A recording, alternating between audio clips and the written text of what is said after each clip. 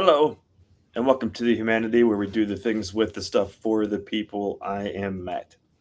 And I am Tommy. And welcome tonight, everybody, to what appears will probably be our final show on Tuesdays. Sorry, that was really dumb. Yeah, so like we mentioned last week, due to just like personal schedules and stuff, more on my end, um, with the kids and whatnot, it's looking like moving the show to Wednesdays will be the thing to do. We'll be starting that next week. So be sure to, I mean, if you still want to like hop on our page next Tuesday evening and just look at all the other stuff that I used to kind of post, or me and Matt would post sometimes, but haven't in a while. So you can look back through that stuff and then remind yourself, Yeah, oh, yeah. And then just remember to come back on Wednesday and then it'll all be good. yeah, I get a little manic with Facebook where like I'll be on there doing all the things for a little bit, and then I disappear, Mm-hmm. and then I'm on there Yeah. doing all the things. Yeah, I definitely noticed that. Like all of a sudden, like my notifications will blow up. It's like Matt like reacting to and commenting on Yeah, like all my posts for like the last 2 months, which I like because it makes me feel like all like super important and stuff there for a few minutes. So Instagram finally started making sense to me, and so yeah, now, you've been yeah, doing stuff on there. I I didn't see the point before. I don't Hmm. I don't know. It just Yeah. wasn't for me, and now it is, which probably means it's for the olds now. Well, no, apparently because like my teenage daughter still uses it, so it's apparently still cool. No, it's But there's a lot of excellent independent news clips on there, mm, commentary and stuff. hmm That's what. Yeah, I was just like, there's people doing really smart and funny things on here, I know, like me. like trolling memes that the people who are the target of the troll won't get. that that's Yes, apparently a those are unique great. subgenre, and yeah, hmm Yeah, those are great. But and also, like I have a, I mean, there's my personal page, but I also I think I've mentioned on here a couple times. I started a second like page on Instagram and Facebook, just more focused on um, my like deconversion and thoughts and atheism and the nihilism and all that, called the Lesser Miracle. So if people want to follow just for that stuff, don't really care about my personal life. I mean, I tend to, lately, I've been pretty much anything I post on that page, I end up sharing to my personal Facebook page anyway. So, but I guess that's just more people who maybe want to follow me for that stuff, but don't necessarily want in on all the other stuff I post. yeah. But It's yeah, more like your activism page. a little bit. Yeah. Yeah, I'm like not you're a super active on it, but yeah. no, you're. It's like you're a little.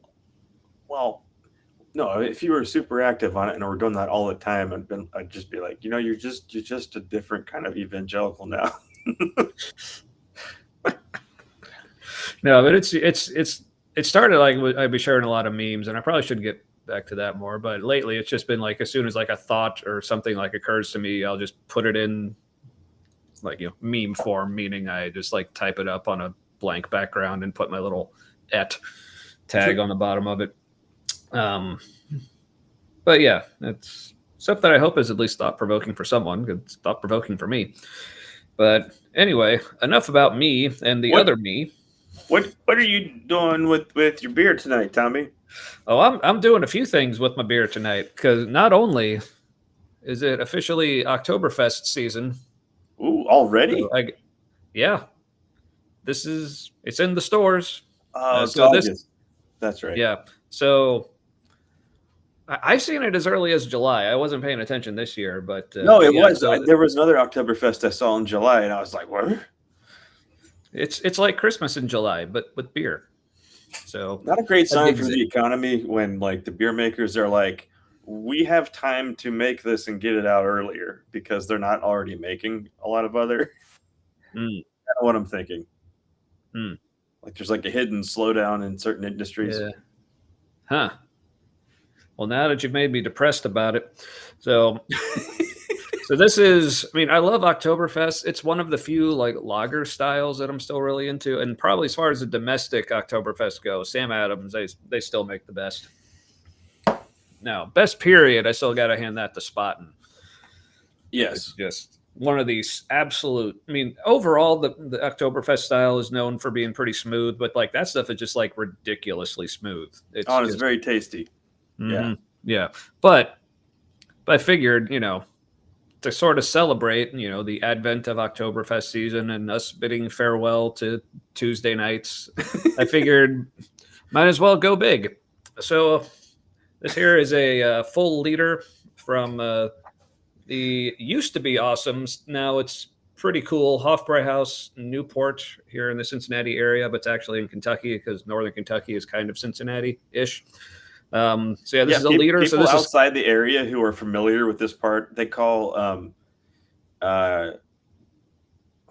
what's like somebody called Northern Kentucky like Southern Cincinnati. yeah. It's I mean, essentially, if it weren't for the Ohio River and the state border being right there, I mean, that would be just part of the greater Cincinnati area. Yeah, they But probably would have been incorporated a long time ago with the city.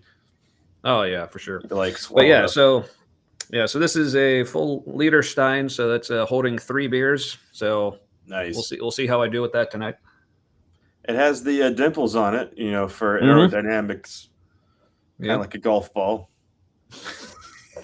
Yeah, I mean, you should see this thing fly down the fairway. It's fantastic. Now, isn't But that like a bubble release thing? It increases surface area, yeah, or yeah, I don't know if people can tell on the inside. Yeah, maybe with the glare, maybe not. But yeah, at least I can see on my end. There's quite a good amount of bubble releasage it's going also now. really like comforting to hold for Oh some yeah, reason. like this. Yeah, Yeah, like this. This feels really good it feels in the kind of like a hand. giant like baby toy or something. You know what I mean? Because like baby toys I can have see that. those their textures, but they're not Hmm. overdone. They're simple. Right. Yeah. That's a simple I haven't dimple tried it right on the there. Facebook. See dimple on my dimple. Sorry. Um, it's get some dimple on dimple action. All right, There's a channel I haven't seen on you Pornhub. need to back that But up and get a still of you doing that with the beer because I think there's an old picture of you and the soon to be ex and like her face was where the beer was, and so like it's like a before and yeah, after divorce kind of like that's what everyone watching at little side home. by side. But speaking of which, this is actually. Well, I don't know if this is probably not the same one from that picture, but friends of ours might actually recognize this particular Stein going back probably almost 20 years ago. Now, if you You Matt, if accidentally you steal remember, that. no, I paid for it. Oh, okay. But Matt was there for this back in the days when we celebrated what we called Valhalla Day. Yep. Remember those? This is from the original. Now, what Valhalla Oh, the Day very first was? one where there was actual fighting. Yes. Mm-hmm.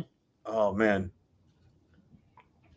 Yes, and where me and your brother-in-law became mortal enemies for a few minutes. But Yeah, that I forgot that you guys. yeah, It was overall a bad idea. So just to explain. yeah, yeah. So So yes, Viking heaven is drinking and fighting all the time, basically. yeah, Valhalla. Yep. Yeah, and so I don't remember who came up with the idea. I think It was maybe actually Brett. it was actually my older brother Ed. I think Oh, that makes even more sense. he was at least the first one to kind of like we had some ideas bouncing around. I think he was the one who actually like kind of pulled it all together and he may have even named it. I think, but So yeah, so we went to Hofbrauhaus for the drinking. yeah, which is dressed funny as because my Vikings. older brother. Yeah, which is funny because my older brother doesn't drink, so him coming up Yeah. with an idea for a drinking holiday is kind of hilarious. He likes to watch other people do stupid things while they drink That's true. because And there was plenty of that. feeds his moral superiority. He's like, I'm slowly killing them with alcohol, and I'm better. Well, he's into the slowly killing thing because that sounds a lot Well, worse let's leave than it that is. But hanging there, and then okay, and go back to so we went to the yeah, Hofbrauhaus because it was the closest thing to a Viking bar we had. I don't know, yeah. and If people aren't familiar with Hofbrauhaus, it's basically it started in Munich, Germany, and I think the first one outside Germany was here in Newport. Now there are like a few other places around the country, there's one probably in Vegas, other I think. countries as well. Yeah, there's Vegas. I want to say there's one in Pennsylvania somewhere. I mean, there's I think there's even one in Columbus, Ohio now. Um, Pennsylvania has those hillbilly Germans, though. mm-hmm. Yep, the Pennsylvania Dutch That's that what. aren't actually That's Dutch. actually where I Yeah. came from. My Oh, people cool. came from Britain, and I found this out through my cousin. They came from Britain. Hmm. We probably my last name's Hill, so we probably lived around a hill because Would make sense. I don't know. The English eventually took over the world, but Yeah. dumb as a rock apparently. You live next to Hill. You are a hill. And Okay. so we ended up, I think, in the Chesapeake Bay area, and then went across like the Allegheny Mountains in Pennsylvania, which is I think goes right through what they call Pennsyltucky. Hmm. So there's like cities in Pennsylvania, Interesting and that's name. probably like a Midwestern city, but then like the rural areas, Mhm. it's just kind of like the South. And then Yeah. so after Yeah. Hofbrauhaus, after we had gotten stupid drunk and sang at the top Yeah, of our but lungs. there was a before Hofbrauhaus, at least the first time. Was there? What was Yeah, it? we did laser tag first. Oh, I So forgot about that. That was so yeah, yes. so basically the whole idea of the holiday is like, all right, so Viking heaven, drinking and fighting. So let's do some like fighting things and then go to this like giant German beer hall style place, which back in the day, like that place like on weekends was like a lot of fun. Like they had like a live like oompa band playing. People were like and the tables there, it's literally just like rows of like Yeah. with benches, like dozens of seats on each side, like in And this it was probably giant hall. Yeah. definitely more of a party location than the original that was still operating in Germany. Quite possibly, But yeah. that place doesn't get that kind of rowdy. Yeah, like people are like dancing on the tables and they're having like, Stein chugging competitions. And like, I remember one time we were there at like a Stein chugging competition, with the leaders. And that one guy there's like, this is his 21st birthday. And he had like a liter of the Dunkel, which is like their darker one. And he just like downed the thing and was like, Oh he's yeah, he already did a that pro. weird open throat thing where you can just like pour Yeah. it down. Mm-hmm. It's like someone's been doing some illegal practicing, but that's cool. Yeah. But yeah, so we did the laser tag for the fighting thing, then went to go drink at Hofbrauhaus, and then what we thought was a fantastic idea. I'll let you continue with that. We went back to the Christian fraternity house basement, put on protective headgear. I mean, it was actually protective headgear for boxing, but it also doesn't really matter. Mm-hmm. So when people were that inebriated, yeah. Yeah. And then some people, my old, I think my old friend Eric, who I used to live with, he wouldn't do headgear because he was like for sure thought like a boxing glove when it would hit it, it would like rip his head sideways. And so he ended up getting clocked really hard. By a pretty big dude, yeah. But basically, like every round that fought, like it was a bad idea. Like, mm-hmm. And we didn't stop. Yeah, it was like 4 or 5 like like pairs of guys fought. Yeah. It just kept getting worse. Yeah, it certainly did not become. Yeah, it did not become a better idea at any point. No, and it was clear that it was a bad idea after the first one. And yet okay, and yet but I don't want to be the one to stop this. Yeah, it persisted. Yes. So, but yeah, so after that we kind of toned down the fighting part of it. I think it basically ended up with just going over to someone's house and we played like Wii boxing, like on Nintendo Wii.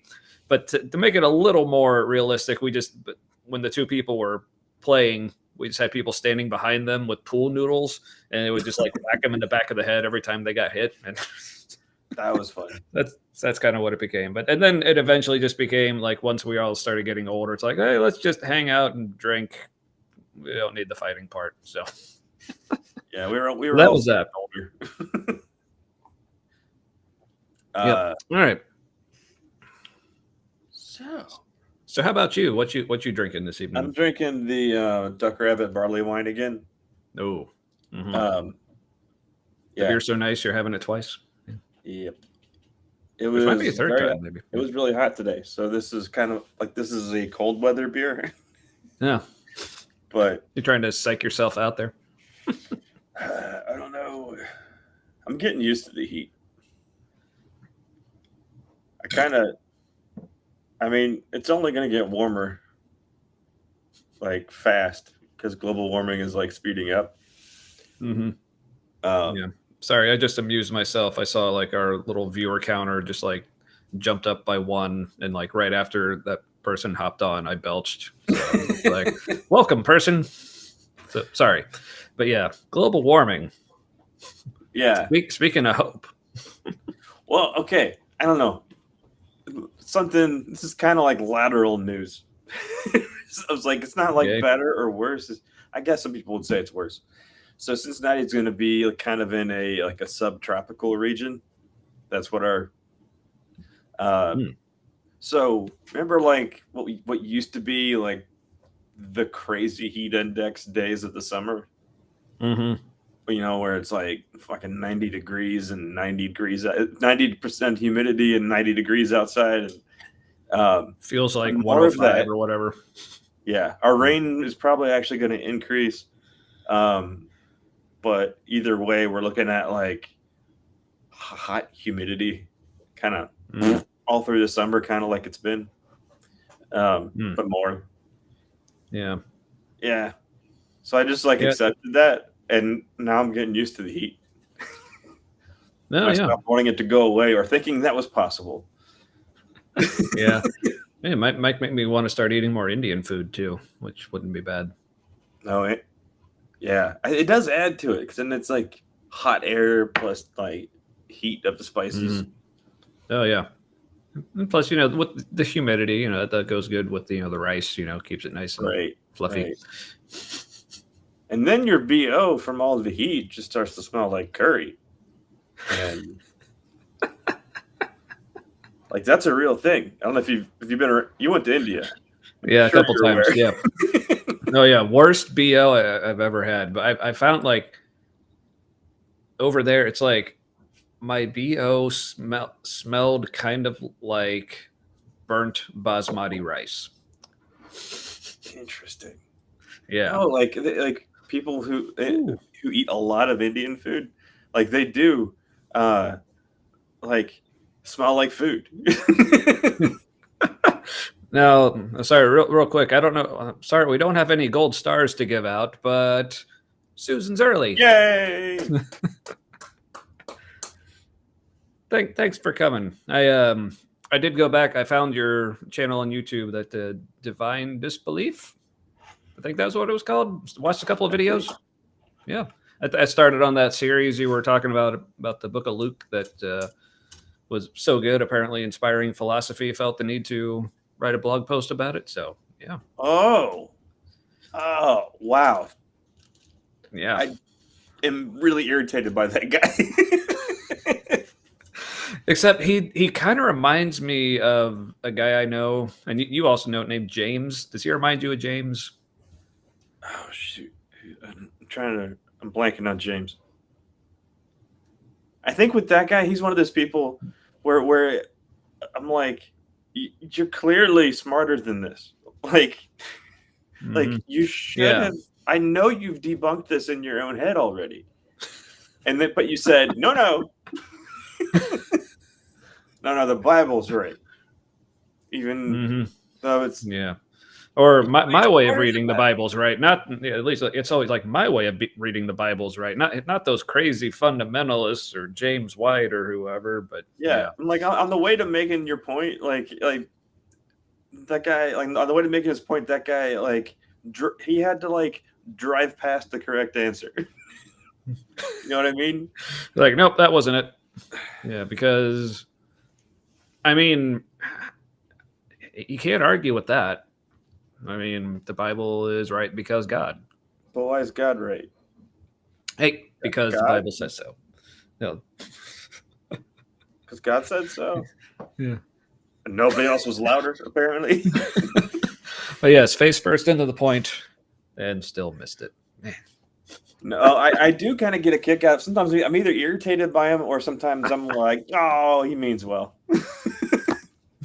Or Yeah, because like people like who've like non-believers who've like interacted with them, people like Derek from Myth Vision and like some others, they say like they still like respect the guy. They think like, hey, he's yeah, smart, he's a cool guy, but yeah, just so wrong on so many no, the things. But cognitive dissonance is impressive with him.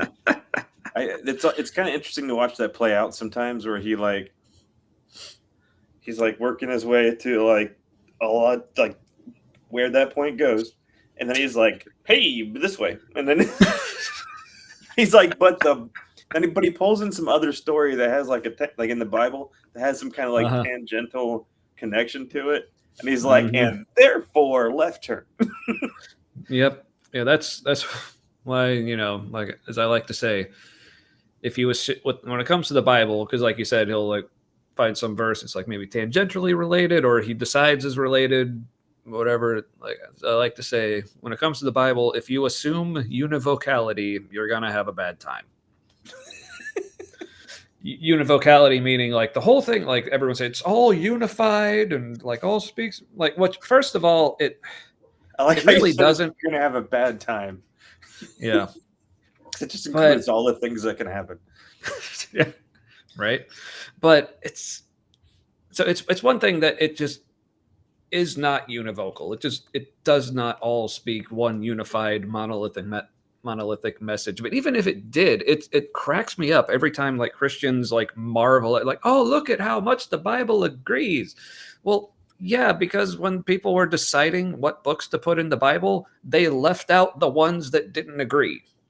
Also, at least can in you their, imagine in how their point much of view. this didn't agree if what we have in there like doesn't agree?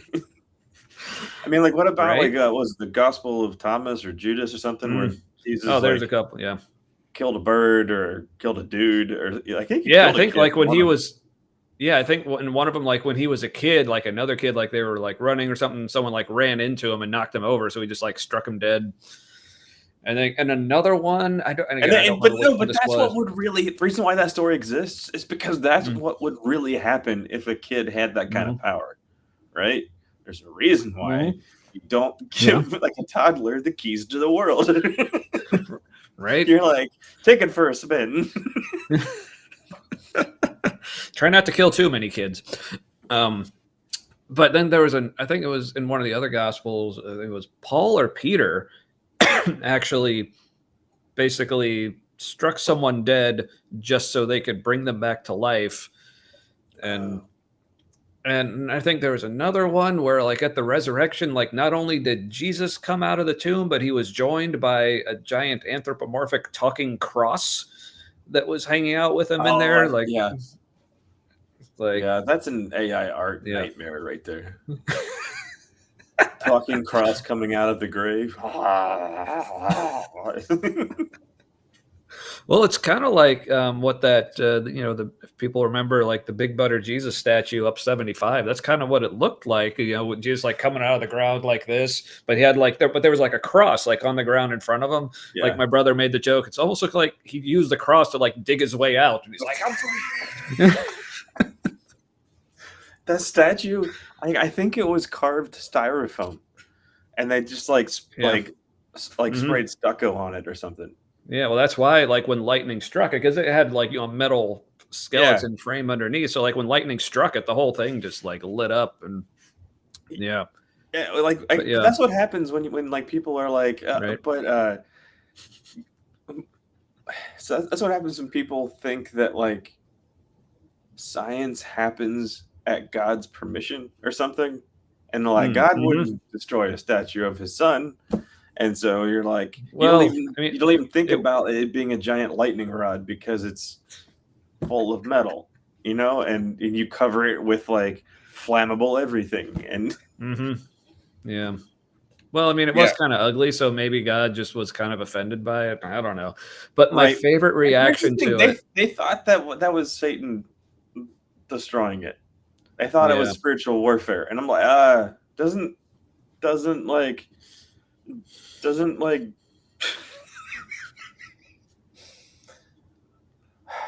I don't know why it just popped in my head, but like God is kind of like Jewish Zeus. Well, yeah, I mean, Yahweh was originally a Canaanite storm god.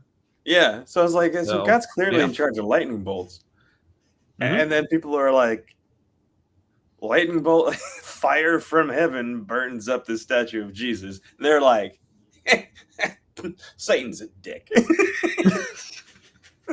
Where like if this, where if like We the gotta same build thing had, another one. yeah. See, that's the thing. If they really thought this was spiritual warfare, they would have just rebuilt it exactly how it was. But no, they like redesigned it and made it like not a lightning rod.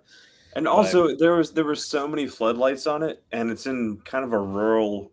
It's in a more rural area, right next to the mhm, highway, where there aren't any there aren't even any like street lights out there. And it was yeah, actually unsafe for truck drivers because as they're hmm driving past at night, their pupils dilate from the light reflecting off of a giant white butter Jesus, and then they're worried they're gonna have accidents because they lose their night vision temporarily. hmm Uh, yeah. So here I'm getting a picture of it now. So I'll see if I can it's not share even this. good art. Sorry. All right. Let's see. Share screen. All right. Let's see. All right. People seeing that. So this is It's also known as Touchdown Jesus.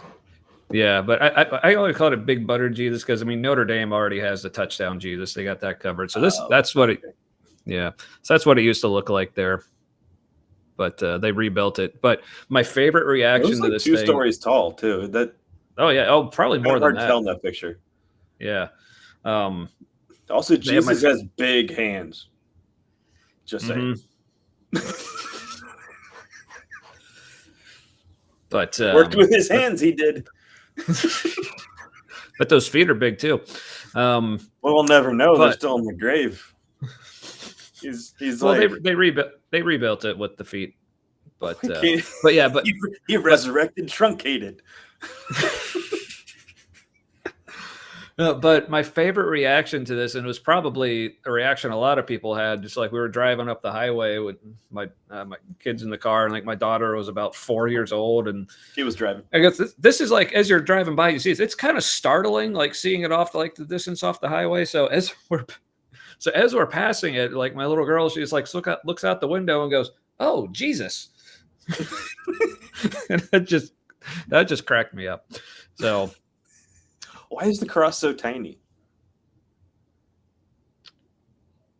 I don't know, to make something else look bigger. I don't. Is he just like rocking like a real bling rosary?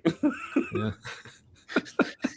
but yeah, see, Yeah. Jesus is well endowed, hand wise. That is, and you know what they say: if they got big hands, Ken doll below the belt.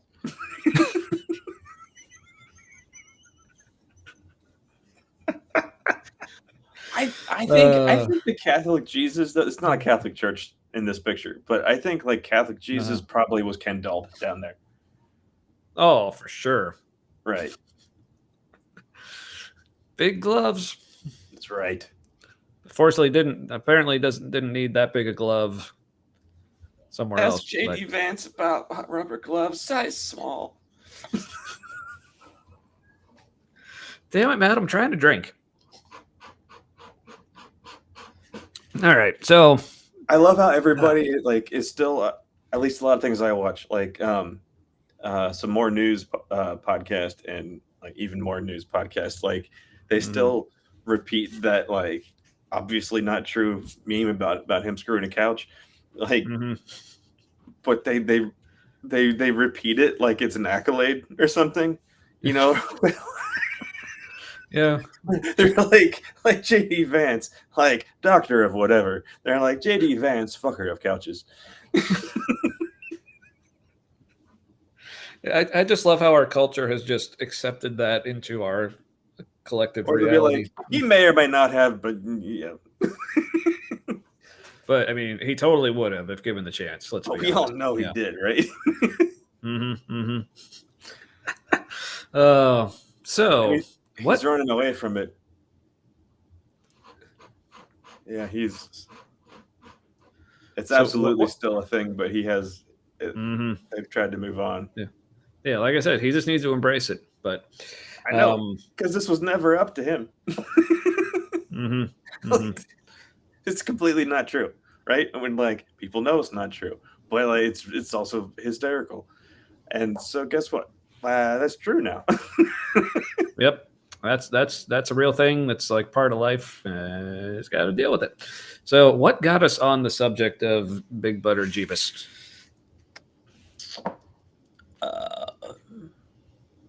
Don't know. You remember? All right. Well, speaking of topics, what are we talking about tonight, Matt? I think we're talking about hope Mm. and like, what is it? Do we need it? Maybe I think it'd be good to talk about like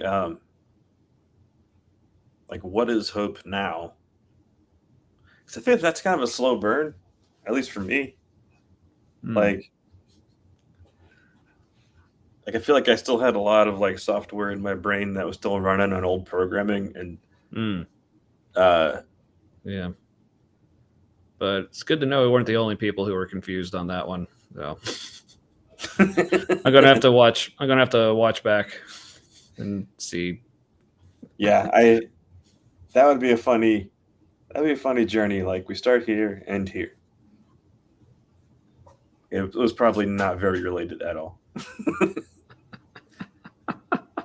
um, Uh, so like you and I kind of agree that like things are probably determined by cause and effect.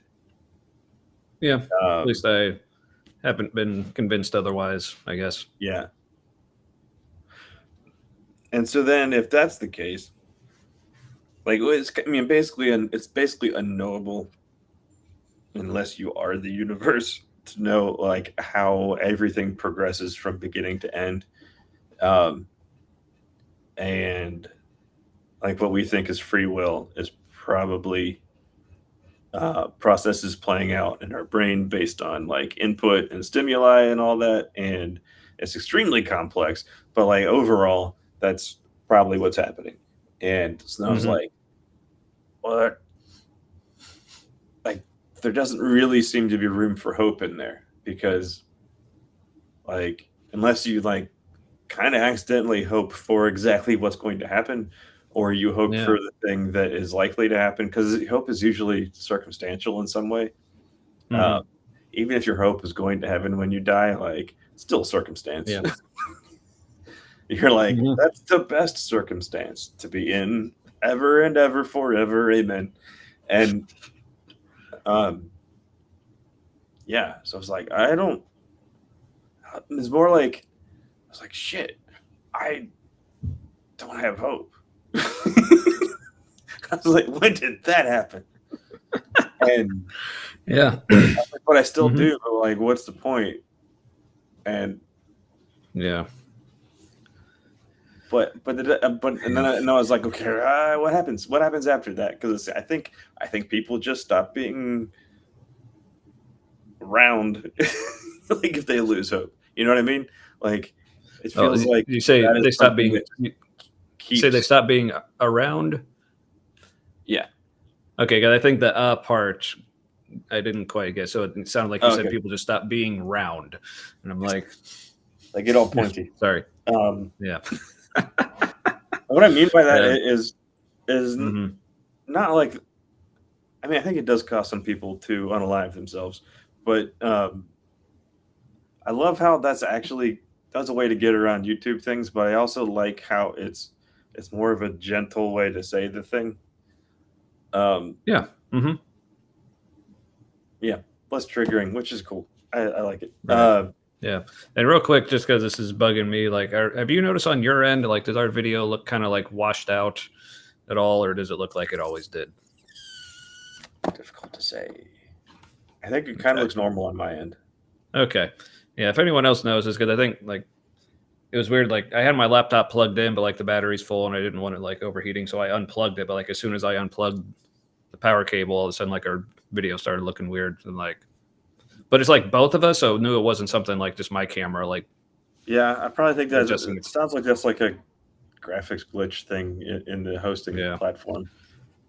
Yeah. All right. Because Well, it as long looks as it looks normal. fine to, yeah, as long as it looks fine to everybody else, that's cool. All right. Yeah. Just wanted to check. Sorry. So yeah.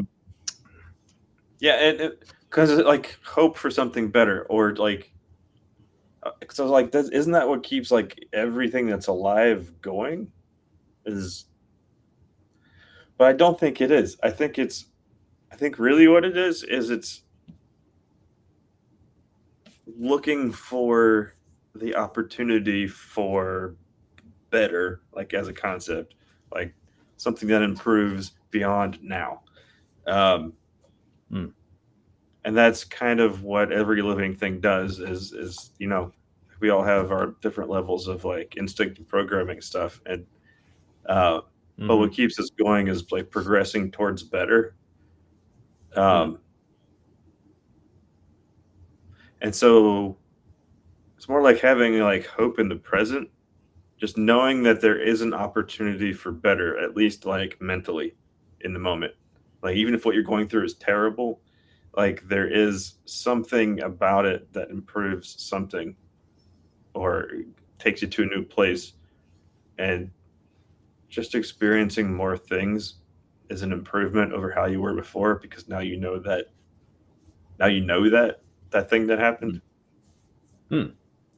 Um,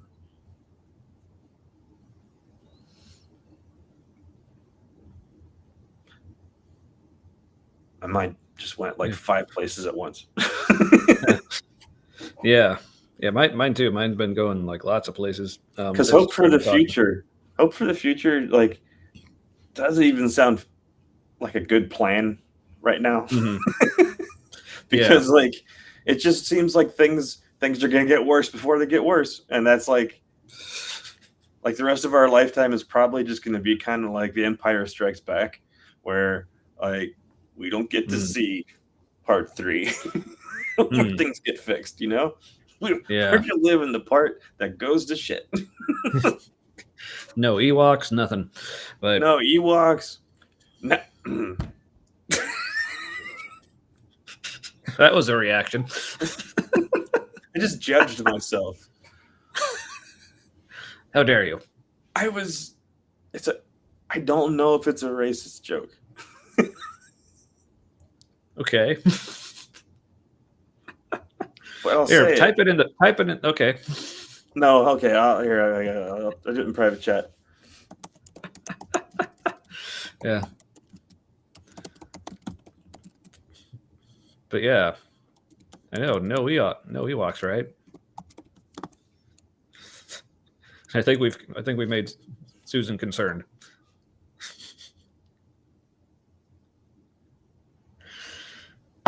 Right? Yeah, I don't know if that's actually racist, but I still don't know if I'd say it. No, I know. It's like it's. I think it's funny. I like I. But like, some people would be offended. Yeah. Yeah. I don't. But see, I think people would just be offended because they're like, "Oh, that's kind of true." But how dare you make me agree with you? I'm like, I didn't make you. You just agree. Maybe. Yeah. Oh, or it's racist, and I don't know yet. That could be. I mean, I've apparently said racist things without knowing it before, but hey, Yeah, I live and think learn. as a white person, I think would probably, I think would probably some of the, I think probably some of the miscommunication between people on different sides of like, oh, that's racist, that's not racist. I think um, the people who say it's not racist is usually because they don't realize that um, the outcome of those things is racist. You know what I mean? Yeah. Yeah. Like They're it only looking at, facilitates well, I racism, don't, yeah. Like but they're it only looking at, well, I don't mean it to be racist, therefore it's not. But that's, yeah. you know, I think that's a good way to yeah. put it. It's the first time I'd put it that way. It is that like there are things that facilitate racism that may Hmm. not be racist in themselves. I think that's probably a good way to explain it to whitish people. Yeah. Which, I mean, and that's, I mean, because that's true in like so many areas of life where something you didn't intend to have a negative consequence, like can still have a negative consequence. That, Or it you started know, out as a racist law or policy, and we hmm, just kept doing it, and now it's just like how things are done. And right. but it started out as racist. It still has that Yeah, effect. We just stopped seeing it. exactly. Speaking of So, race, the ooh, first all black women's gymnastics medal podium in Olympic history. ooh, Yeah, yeah. very nice. Used to be the sport of the Asians and the white people. Hmm. Yeah, especially like the, like, former East Bloc Europeans and, And China yeah. was trying to like outdo them by being the real communists or some shit. Like Hmm. Yeah. that's the weird thing, okay? Like uh, systematically, like Russian government xenophobic, racist. Chinese Hmm. government systematically xenophobic and racist. Like they like hate each other, but they keep needing to cooperate, and it's kind of hilarious because Russia is kind of like Charlie Brown, and China's kind of like Lucy, but like it's like Russia With the swears they're football. Lucy though. Yeah, like he's gonna yank the football away as Charlie Brown kind of runs and goes to kick it, uh, because yeah, Uh, yeah, that's a good analogy. I like that. because the Chinese economy has way more money and power than the Russian economy, and so Russia needs China, but China doesn't really need Russia. Yeah, So it's kind of got really their own thing funny when going over there. Russia's around China's like, uh, no, we're not friends anymore. They they're like, no, no, no, you made us angry. We're not friends anymore. And then Russia just flips out, and China will come back because they can still make money off of Russia. But it's just in the Right? meantime, it's just funny to watch Russia go, oh shit. Uh, oh, all these things Russia would be can't. so much more entertaining if it didn't mean so many people dying. But yeah, Yeah. you got to find, you got to be able to laugh at what you can. Well, so that's just So, in my mind. That's yeah. just how things are going right now. Like we can't stop what's happening right now. There's too much momentum behind it. If we do have Mm, free yeah. will, then we can adjust and influence things for the future. But something like Middle East conflict and Russia and Ukraine, like these things have been ramping up for a while, and you can't stop them. There's just too many things in motion. There's too many systems that depend on this happening. Um, Hmm. and yeah, so like this is just where the past went. I like that. It's a good way to think of it. I think. Yeah, a lot of thinking in that sentence. Um, I had a thought a while ago. A few. I had one of those ones. Yeah, they're fun when you can have them. Yeah, Um, I was scared.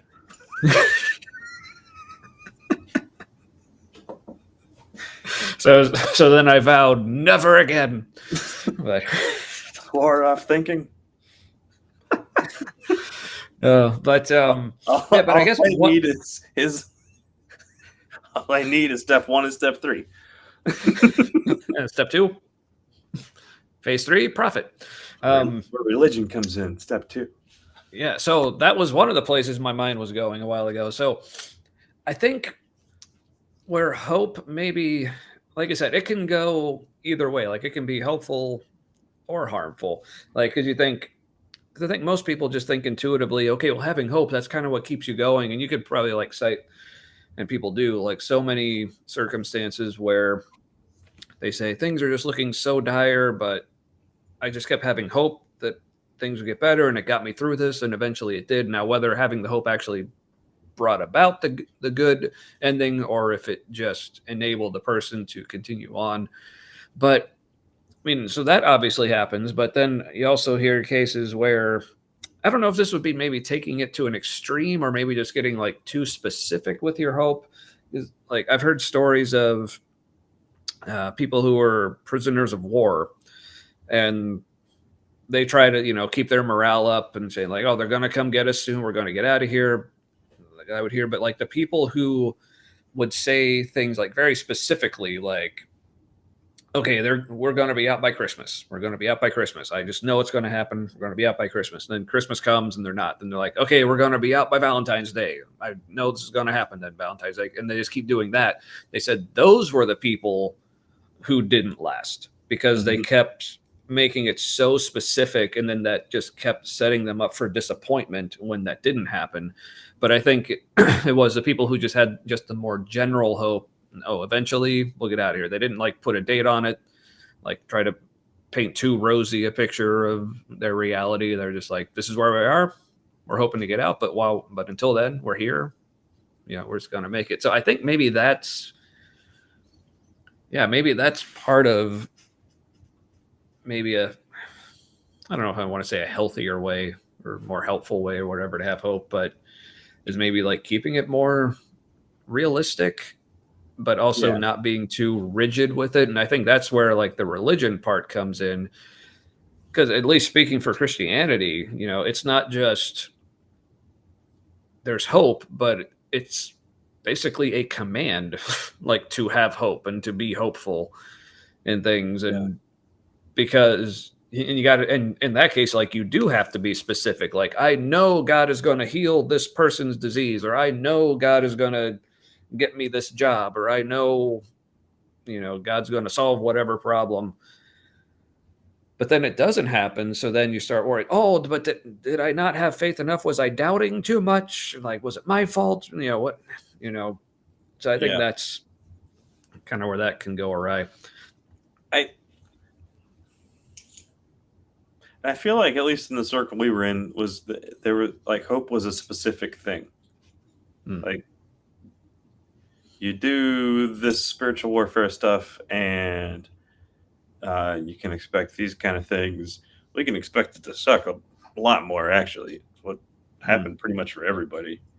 Like, I don't know anybody who gets into spiritual warfare stuff and then like their life is objectively improved. Like, it usually leads to like there's like a high that comes with the fight or flight kind of thing. And then feeling like you're winning, like you're like a primal victory kind of thing. But then that just feeds into the fight or flight. And the only people I can think of whose lives maybe get better in any kind of way is more like the like televangelist or like traveling faith healer types. But their lives get better in the way that like the devil's life would feel better.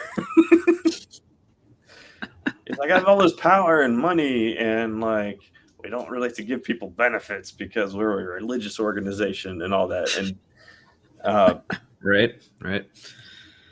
It's like that kind of better. It really does suck. And like there's a reason why it's really hard for like rich and famous people to not be terrible human beings. Or not lose touch with just like regular human experience. Like, they don't know what food costs anymore, because the richer you get, the more other people do things for you. Like, how do you know how do they know what kind of bread to get? And they're like, well, they got me like, I don't know, a few they thought I would like one time, and then I told them what I liked, and like, the rest of us go to the store and just pick one, like, and Uh-huh. so it might And not then our even be kids their tell us what they don't like about it, and then yeah, so it might not even be their favorite bread. Like they just based on the people who take care of them. Like, that's what the limited options they gave them. Like that's what you do for children. yeah, I yeah, mean, I've noticed doing work at wealthier people's houses uh, that they are great people. hmm, Like for the most part. Or I just stopped working for right, them because who needs hmm, you? Um, right, right, but where was I going? They don't understand regular things. Like I could tell them, like they don't know how a sink works, right? So like I could tell them hmm, something, this kind of thing happened, and I fixed it, and I did that to it, and like more than most people, I could easily lie to them. I don't, but like they have less of that's a good. clue about regular things. Um, like they don't know how much things should cost, and like people could really take advantage of them, Yeah, just because like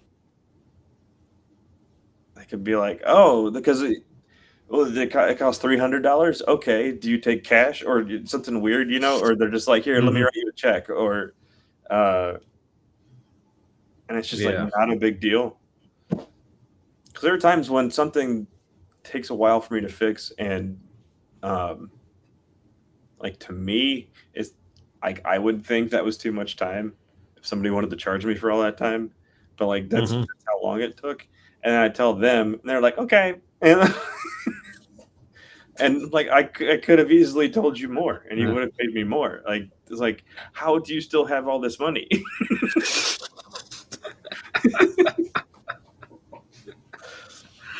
uh, nice, nice. Yeah, I wish that things worked that way more when I was doing like the hotel events stuff. And Yeah, man, it's amazing, like the kind of things that some people assume just comes for free with their event. Like they'd be in like the hotel ballroom and like want like a full like AV setup with like the two giant projection screens, microphone, sound system, lighting, all that. Then they're like, all right, here's the quote. And they're like, what? We thought it just came with the room. It's like, are you fucking kidding me right now? Yeah, yeah. this thing that's going to take us like 8 hours to set up and tear down, and you want us to It's like we operate. call it And included because like we already charged you for it. Like, anything that's like free at a hotel or something, it's not free. Like you just already paid for it. yeah, yeah, yeah. So, but hope. So yeah, it's to me. I think the problem that one of the problems, like with religion, like when it comes to this, is I guess maybe one way to put it would be the added pressure there is with hope. Because there's not only just like the pressure of like, no, you need to be hopeful, you need to have hope, and like all these things to happen. But then there's that pressure of, at least speaking from my experience, knowing like in the back of my mind, just thinking, okay, but if this doesn't happen, Yeah, how am I going to explain that? Like, not just to others, but to myself. Like, when I was so sure that this was going to be the outcome that we were going to get, because I knew this is what God wanted, this is what the Spirit told me, like, we need to do. And, but then it doesn't yeah. happen.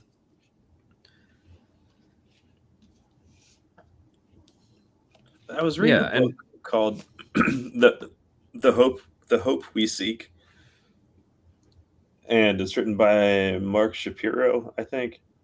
Um, he writes like psychological fantasy stuff, and they're all about religion in some way. mm-hmm, So I won't go into a lot of detail, but the kind of seemed like the message of the book was the more desperate you feel, the more important hope is to you. And like the more desperate you Hmm. are, like if you look at your situation that way, Hmm. uh, like the more narrow your focus, like on, I don't know. I'm just kind of just thinking through that just now. Hmm.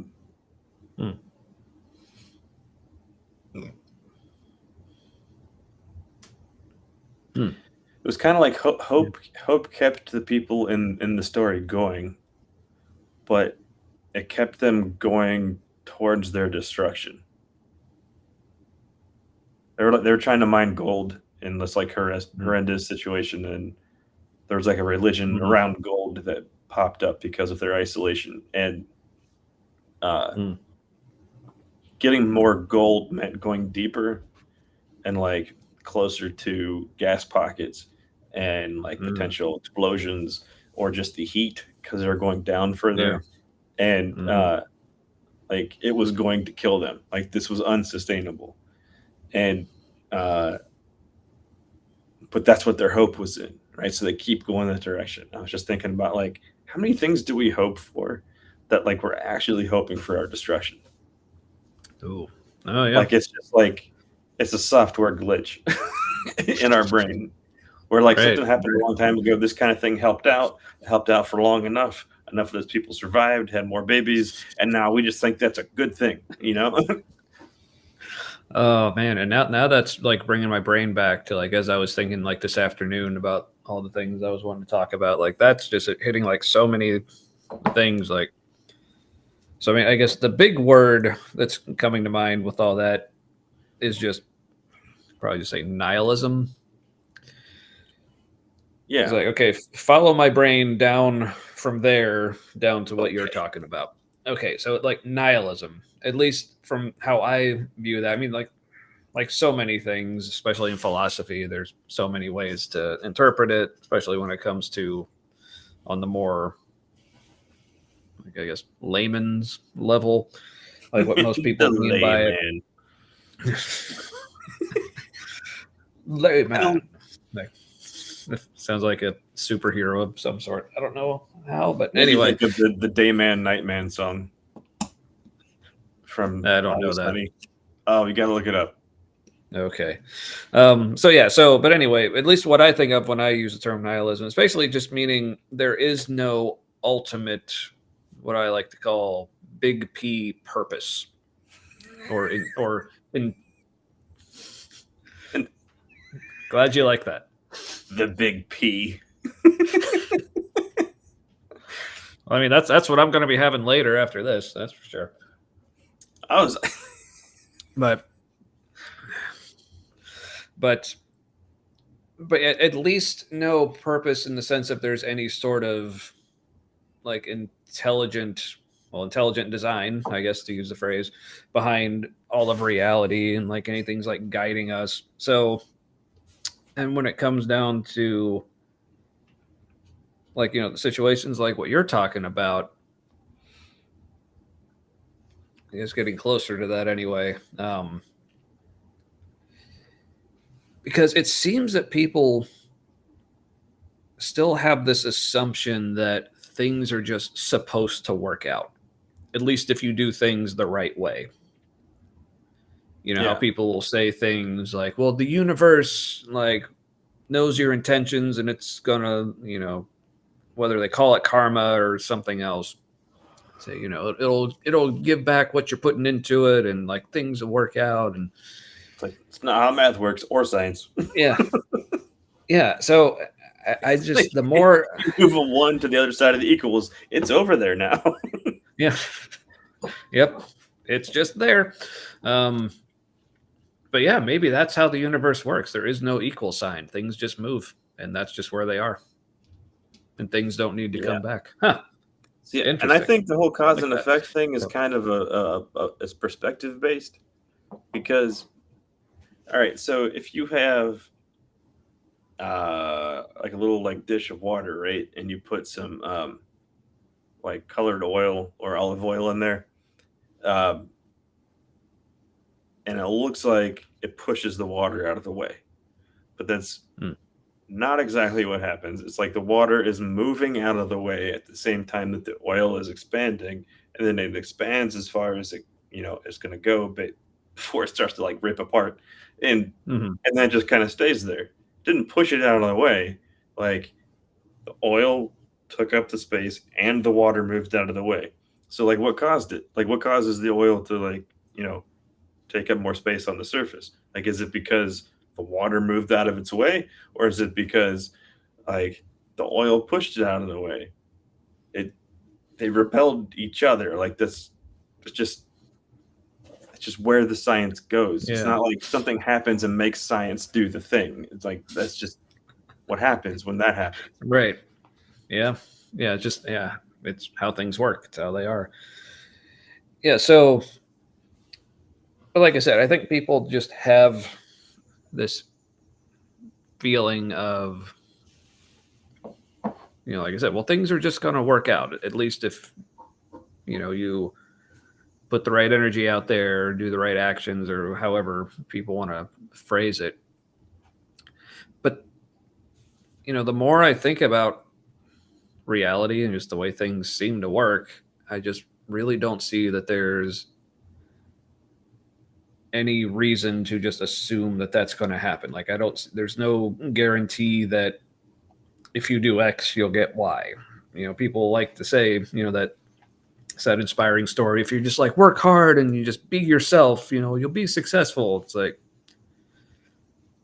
yeah, that happens in movies and books and at least this real life stories they talk about on the news or whatever. But like, how many times does that not happen that we just don't talk Yeah, about? But so then when it comes to the question of like what you were talking about with that story, like why do we desire things or hope for things that end up essentially being our undoing?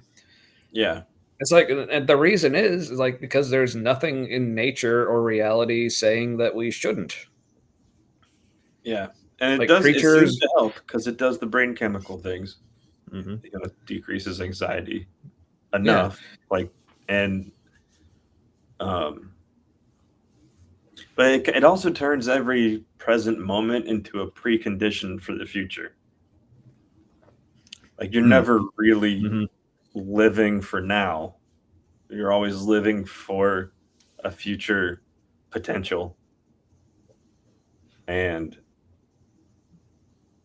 I don't know, you miss the potential right now.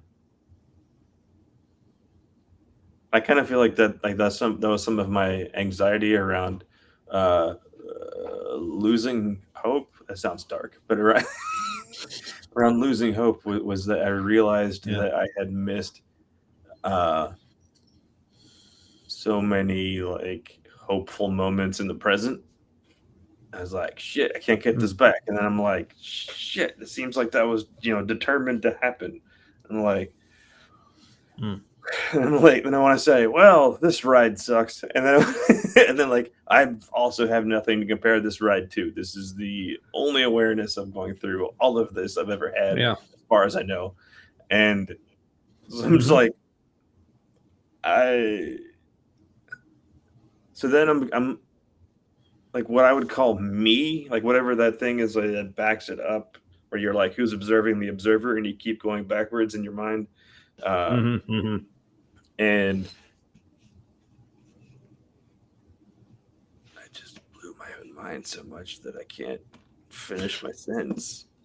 I feel like my brain went somewhere and it was like, hey, we're not ready for that. And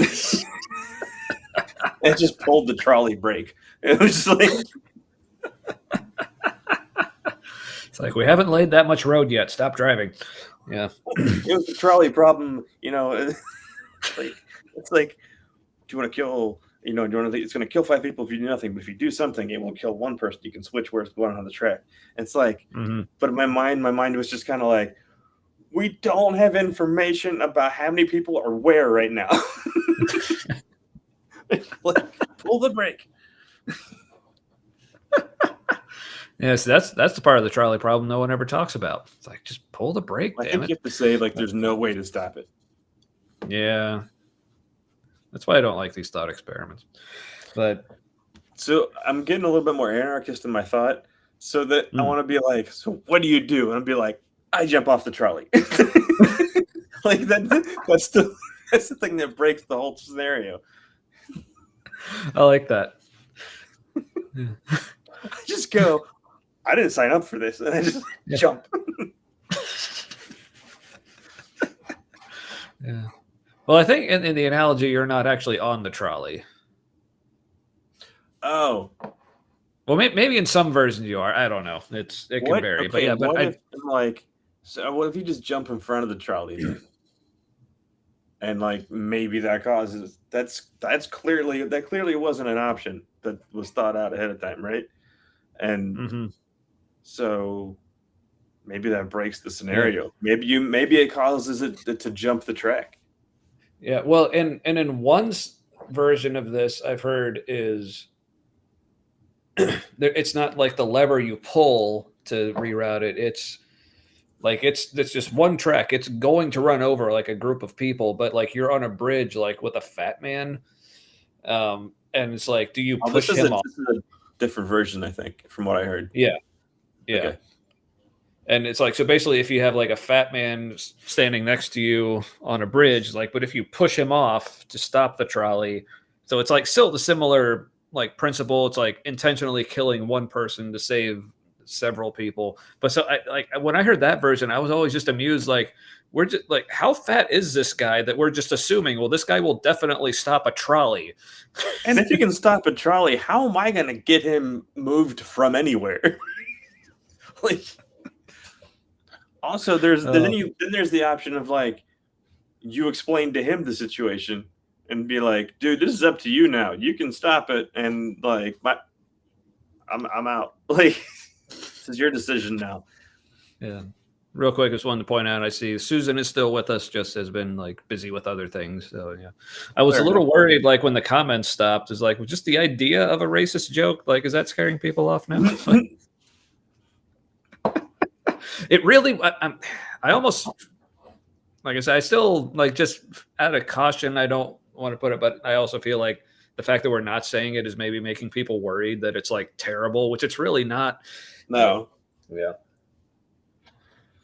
Yeah, it's just kind of like, do I want that out there? I don't know. Yeah, because like I said, a lot of things can be misconstrued, you know. So, yep. I was just thinking about. Good. Looks like that did not scare her off. All right, cool. Okay.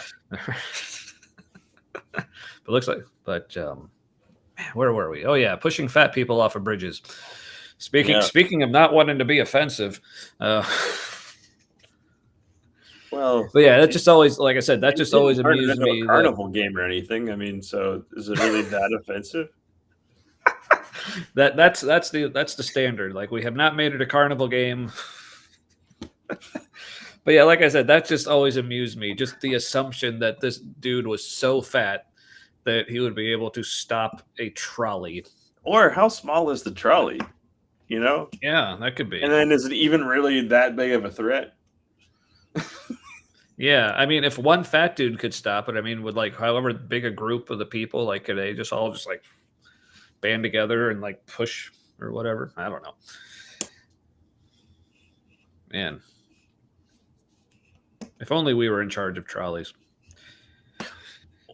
Or you can say, just to put it back on the person who asked the question.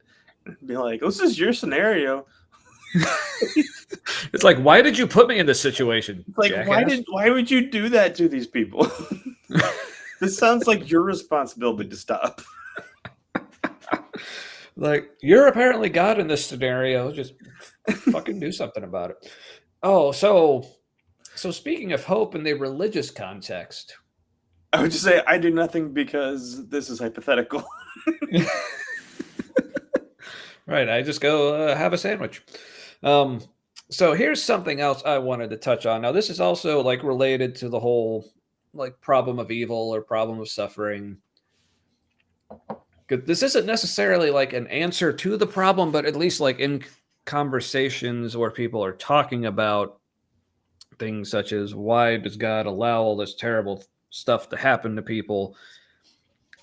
And like I said, this isn't necessarily presented as an argument like to counter that, but maybe more just like a way that's supposed to like make us feel better about our circumstances, give us hope or whatever.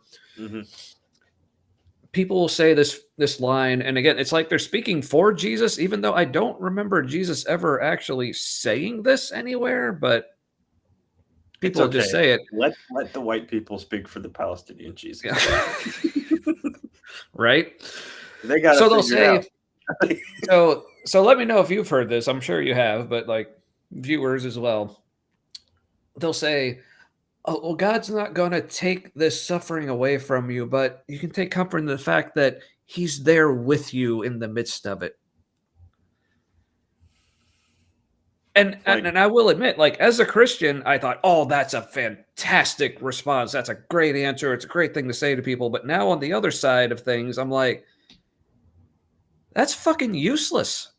yeah. I mean, I can I get think, that from people. Now, I guess I understand if you're talking to a person who maybe doesn't have like the actual people in their lives to give us comfort. So I guess just the idea that there is someone out there who cares. But like I know in my situation, but like, how so, messed up is that? Is that like you're not there for yourself, so you need a potentially fictional person to be there for you. I think the reason why like it works a little bit when when like somebody says God's always there with you is I think it does get people connected with themselves, and they're kind of it puts them into more of like an I'm always with me kind of mhm, space. It's like yeah, shorthand for that. yeah, Because yeah. you're right, Now the like it should be a mess. It shouldn't help at all. yeah, because also what you're implying is so he's just sitting there watching all this shit happen to me, Yeah. like and everyone else, and like doing nothing about it. Well, Because see, like Tommy, you're dwelling on step two. Step one, then step three. yeah, that's And right. you just always assume the people in charge have a good handle on step And, two. and, and that is a great analogy. I think that's such a great shorthand for like the problem with apologetics. So I don't know if you came up with that, but the whole like that's step two. Ignore step two. Like that's a great that could like become a meme or Well, like no, like it came, it came from with South Park with the underpants yeah gnomes. yeah Yeah, yeah yeah. but But like how that. you've connected it to this that's brilliant. So but yeah so but just the idea of that I'm supposed to be comforted by when I'm going through like such terrible thing and extend this to people who've been through like way worse shit than I've ever been through. And but it's supposed to be comforting to them to say, okay, this God who is all powerful and loves you, and according to the Bible, where it says God is love, and another place says love always protects, and yet Well, the no, fuckery. see, But but you're telling this person that this God is with you right, and isn't stopping your suffering. but God also has ethnic favorites, Fair and enough. Yeah. right, and so, uh, I mean, like there's certain like special people that get like the really good stuff. Everybody else gets to be the servant in the house of God, right? Hmm. But like God's not really the master of the house. Like it's his house. The Yeah. master of the house is the special people. And for some reason, like a lot of different groups think they're the people, the special people. Right. And Right. yeah, Yeah. So for me, like the reason that response just now completely falls flat is like I said, just sitting with you and being there for you, like during your suffering or while you're going through hard times, that's something you can get from other people. I mean, that's what other people are for, friends, family, your community, whatever that looks like. yeah. But when you're going, And like I said, but how good is it like that? It just doesn't seem good to have a friend with you or a God with you who like they never do anything for sure. Like they might right? always be there, but like they're just gonna stand Hmm. there and like hang out. Like they're never gonna do Yeah. anything, and even like And But it's not even like a Mhm. friend who doesn't do that, because you can't be sure that what you think they've done has actually happened.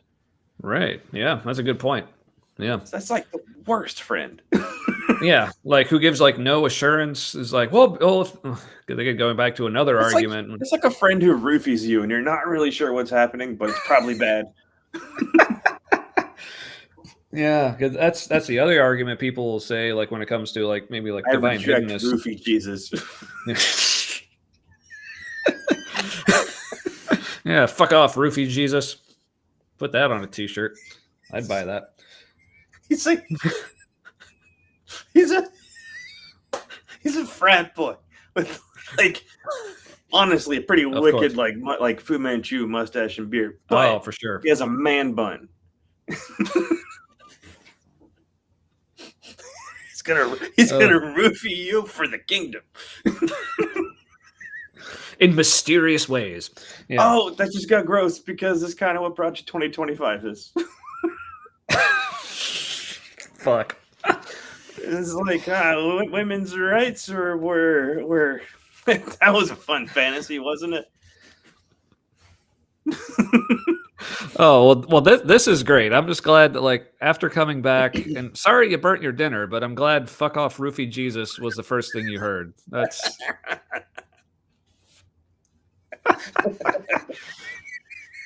you may have to go back and get a little context for that, or not. If you're fine leaving it as it is, yeah, that's cool. I don't even totally remember. Yeah, I don't either. I just remember what I've been trying to get to that our brains collectively have been keeping me from. So yeah, just the idea of an all-powerful God who's supposed to be able to do literally anything, and we're supposed to be happy with him just sitting there with us. When that's something we can just get from people. I mean, but better from people. That's right. So, but like when you go to God, like the reason you go to God is because you expect more than that. Again, to take it back to my personal experience, which I love to do, I found like, and for me, yeah, you notice how many people? Because here's the thing, yeah, oh yeah, for me, and their jaw usually goes like, goes out a little bit, but it's not. Yeah. It's very much a was it the Howls on Gilligan's Island? Oh yes. Lover, yeah, Lover for me. Yeah, the guy that talked like John Kerry. Yeah, that was great. But okay, back to me, Matt. Come on. John Kerry has an unfortunate horse face. Back to you. Thank you.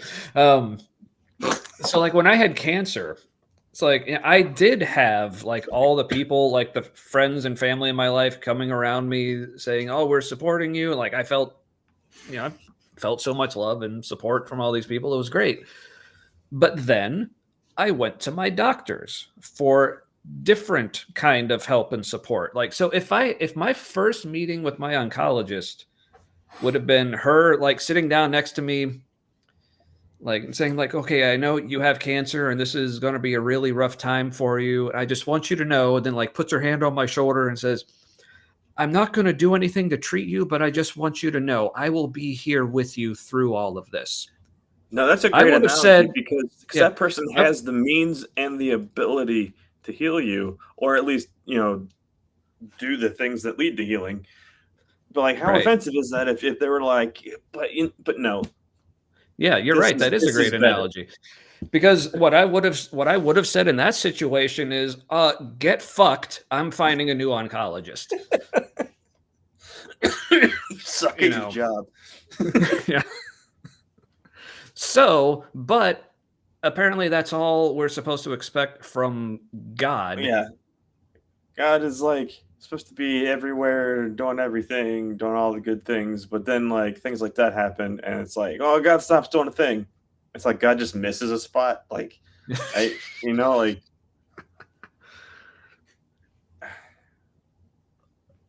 if God isn't doing all the good things all the time, that's dumb. Also, like if God is all good and He isn't doing all the good things all the time, and like that doesn't make any sense. Also,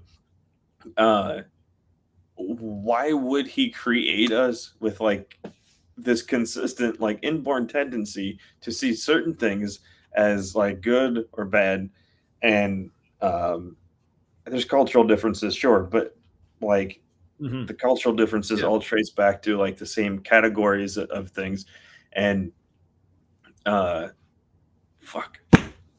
I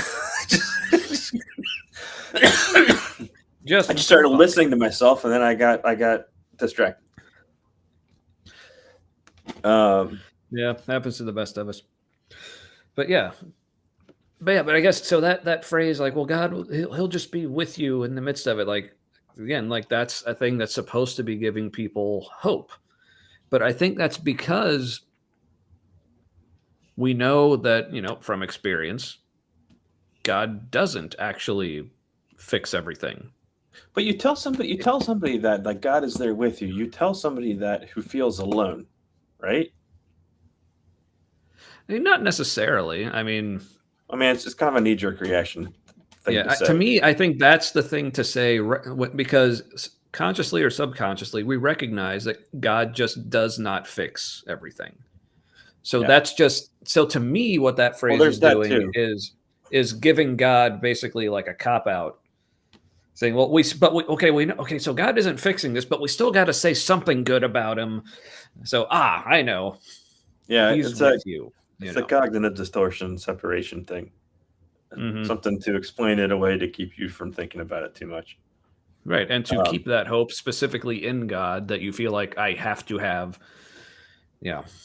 but I do think there's something there, like when somebody tells you like God is there with you, there's still it's still based on an assumption that like there's a good chance you feel alone.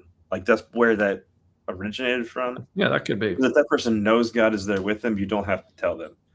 Um, and so that at least indicates the person who told them that thinks that in their situation they would probably feel abandoned by God. Uh, Hmm. but isn't that something that like faith should just like easily move you through without any questioning? Like if you need to be reassured,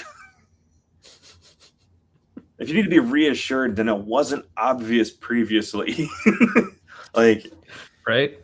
yeah, like if Yeah, you need to and keep going back to church to get told to, like very similar things, and when you don't go, you start to lose yeah. that. It's because it's not obvious. Like, Yeah, and this is something that like just occurred to me. I mean, I probably thought similar things before, but if God is actually with you, how could that not be obvious? yeah, Like, why would you need someone to tell you that? Because again, like, I don't need someone to tell. Like, if you were here, like with me, like, I don't need anyone to tell me that you're here. Like, if I'm standing next to like an elephant or something, no one flash needs to tell flash me. forward to when we're super old, and that does Yeah, have to happen. that's probably true. Yeah, fair enough. But but now it's like no, like no one has to convince me that my beer is here or that my computer is here or that my couch is over there or whatever. It's like, but should God, and this again goes back to the whole divine hiddenness just in general, like should not God be just undeniably obvious in every way? But the fact that it even is a question, given the nature of what we're supposed to believe that he is, it's like they say, like, absence of evidence is not evidence of absence. Like, I disagree with that because I think in some cases, absence of evidence absolutely is evidence of absence. It depends on what you're talking about and what you would expect as far as evidence. Like It's I could tell. inconclusive. I think that saying is a little misleading because it's inconclusive. It's not. Well, again, it depends. Like I could tell you conclusively that there are no elephants in my house right now. Oh, but you just have to. But I mean, only As far because there is no evidence of any elephants in my house. right, Like I don't need evidence that there aren't. But the actually the evidence that there is no elephant is the fact that there is no evidence that there is. If that but if makes I sense. picture elephants there with you right now, in my mind they are there. Right, In your mind, right. okay. So isn't that kind of a that elephants where you are right now does exist somewhere.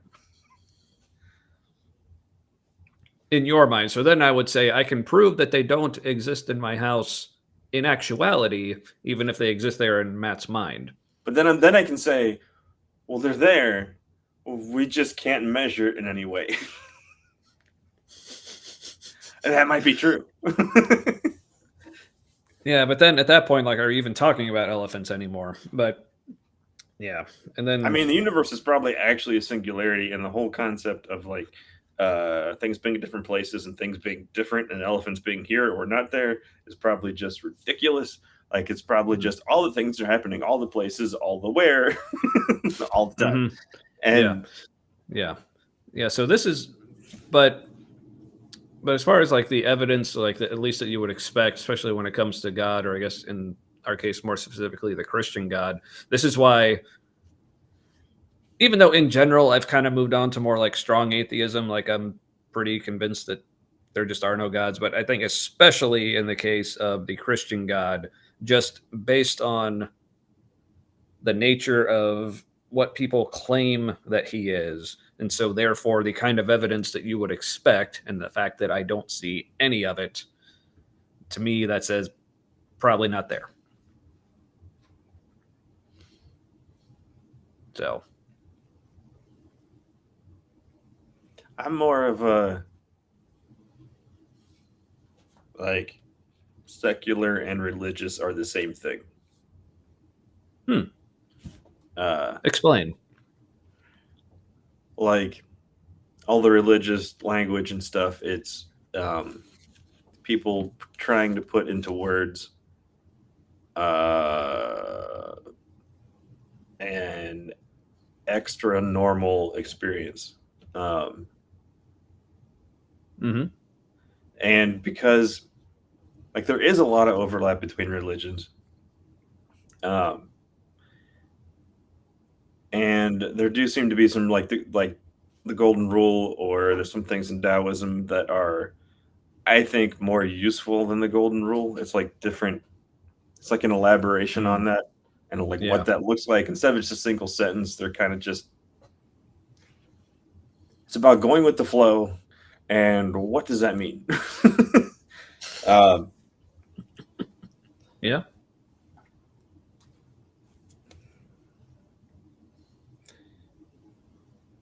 I think the more we start to understand about like uh, how consciousness and reality overlap, like if our conscious experience is just what happens when all of the stuff that is us does the science, then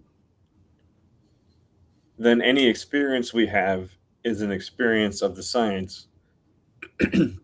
But that doesn't mean that there isn't an experience above our own experience, and we're like part of that bigger things experience. We kind of Hmm. assume that like our consciousness is just kind of like where it stops, everything's below it. Um, but we know like everything like every living thing kind of below us in consciousness ability, whatever you, I don't know how to say it, like Mm-hmm. everything above that in the chain of like exploding consciousness, uh it includes like components of that lower kind of thinking process, right? Like we have a lizard brain. Like it's not actually from a lizard, but the reason why it's called a lizard brain is because our that part of our brain does the same thing as a lizard brain. Mm-hmm. Um, Yeah. and what happens after like our conscious ability? Like what do humans become um, if we could evolve forever? Like what happens to our consciousness? What happens like when like human consciousness is blended with like AI consciousness? Mm-hmm. And what's after that? Like what's after digital consciousness? Does it get like more blended with science? Because like that's kind of like consciousness blended, starting to get like crammed into technology. If you take it back another Yeah. step, where like consciousness starts to get blended with the movement of scientific things, and um, I, there's just a lot we don't understand, and like I think there are things that like feel divine or feel spiritual that it feels like a higher something I don't get, you know, and Yeah. and so like concepts like divinity or spirituality, like it is kind of useful to help frame things we don't understand, at least on like the awareness level. Yeah. Yeah. Um, so I think there's going to be a lot of overlap, and if the whole like non-human visitors on Earth thing starts to be true, and um, I don't know, I think we're going to find out like a lot of wacky stuff about like they didn't come from outer space; they came from Earth. This Earth, yes, but like not this dimension. It's like, what does that mean? Let's find out together. Yeah. It's like there's another Earth doing the exact same thing here, but like everything on it is different. And it's got these folks. But it's also very similar because it made like bipedal things with heads, you know? Like Yeah. so I don't know. I think Yeah. that's what's happened. Some of the UFO guys who came out and shared things like they're they talk about an overlap between spiritual things and like whatever that like the phenomena is, like it the way we perceive its interaction with us is culturally framed and seems to like always take a spiritual or religious kind of imagery or framework. Like people see it different ways, and so that really sounds like something that's coming from like outside our reality, and our brains don't know what to do with it. So it's just kind of like put things on it, like put ideas on it, so we don't explode. Festoon it with the ideas, like it's Christmas and their ornaments. Yeah. But yeah, I think, and this reminds me of something you said when we were talking about the idea of religion and how, like Dan Dennett's illustration or metaphor of like religion as a nurse crop, and how it's something you plant alongside something you're trying to grow because it kind of grows up with it, and like it's at least for a while is a necessity, but it's at some point you remove the nurse crop and let the thing you planted just grow on its own. And we were talking about the idea of like maybe we've outgrown, or at least starting to outgrow like religion, or at least a need for religion as a society. And but then like you made the point specifically, or at least we've outgrown needing to think that it's real, or that it's true in like a factual way. Right. Yeah. In that sense, because I think that's really the issue. Because like you said, we've obviously humanity has come up with these ideas for a reason. Like it's helped our brains kind of make sense of all these things that our brain can't make sense of. Yeah, it was a good idea, or else those people wouldn't have survived. Yeah, or at least good. I would say at least good enough. You know, that's true because survivability and replicability is that's what the system is tuned for. It's not tuned for actual good ideas. Yeah. I mean, it's because like first of all, evolution, like it's not trying to achieve anything, but if anything, like if you were to make the argument that the things that evolve or the things that evolution is trying to do, it's not necessarily going for the best.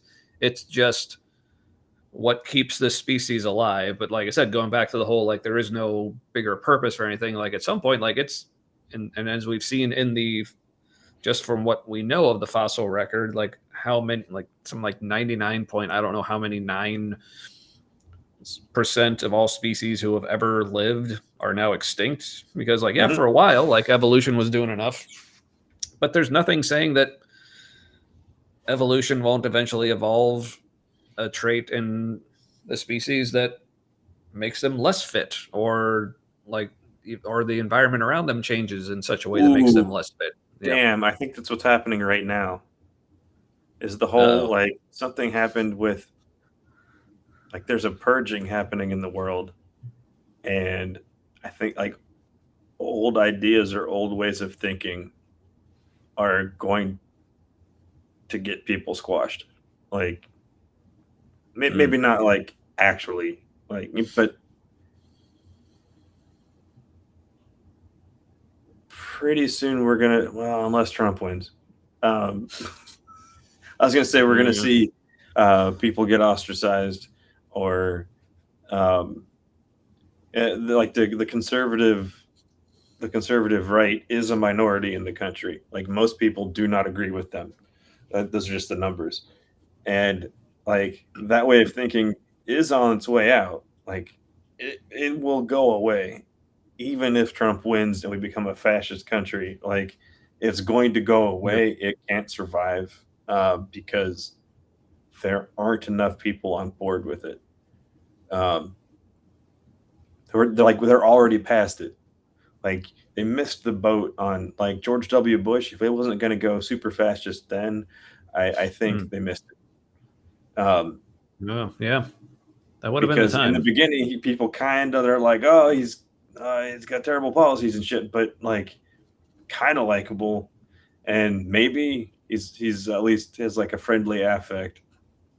Yeah, and the Or whole or like nine or 11 Ronald thing kind of Reagan. rallied people behind him. Yeah. Reagan might have been the one if they weren't going to go fascist Mm. under like hard fascist under Reagan when Yeah. he had like Democrats voting Republican for the first time. Yeah. Um, then I think Mm. that would be just like conservatives to show up to their own party late. You know what I mean? Like they're like so Uh-huh. stuck in the past, they missed their opportunity. They were sluggish. Mm. They weren't even on board with themselves well enough to pull it off. Fuck. Yeah. Uh, but yeah,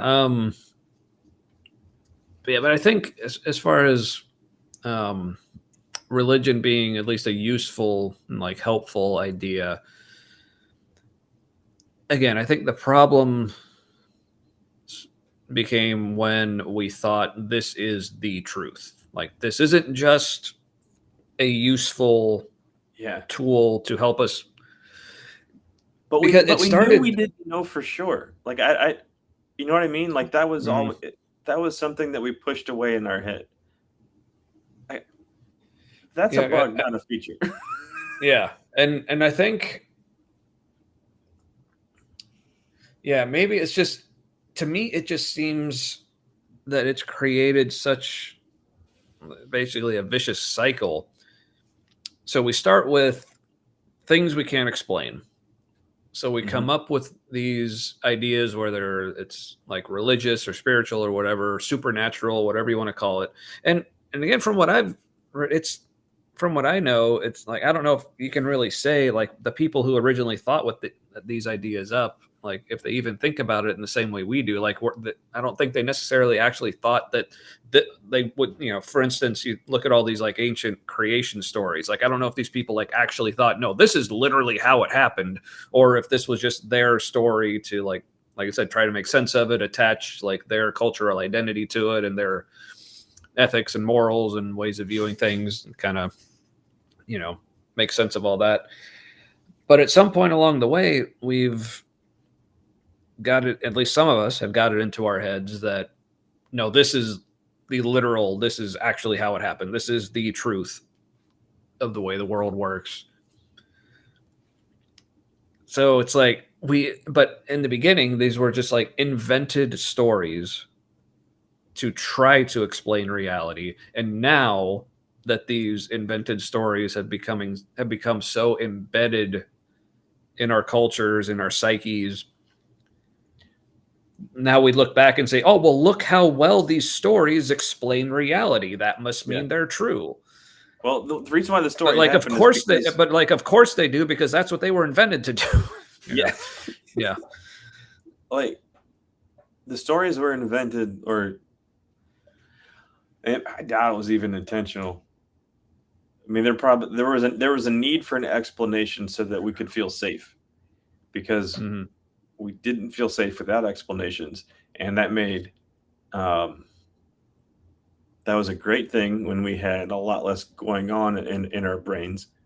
Um, and then when things got way more complicated, we still had that like tendency to need to know, because if we didn't know it was safe, then we should assume it was a threat, and we can't just go around thinking like all the unanswered questions are threats. Like that's crippling. And I think now Yeah, we're yeah. to the point where like we don't. I kind of feel like we're to the point where like we really don't need that crutch of being convincing ourselves it's not a threat. Like I think humanity's mature enough to say like we don't know what's a threat and what isn't long term. Like we Hmm. thought burning fossil fuels was probably a great idea, and turns out like we just cranked volcanoes up to 11. That was the effect, and Yeah, right. we're putting out all the burnt carbon in the air. And it turns out that does the same thing as uh, just volcanoes blowing their wad just for like thousands of years. Like same thing.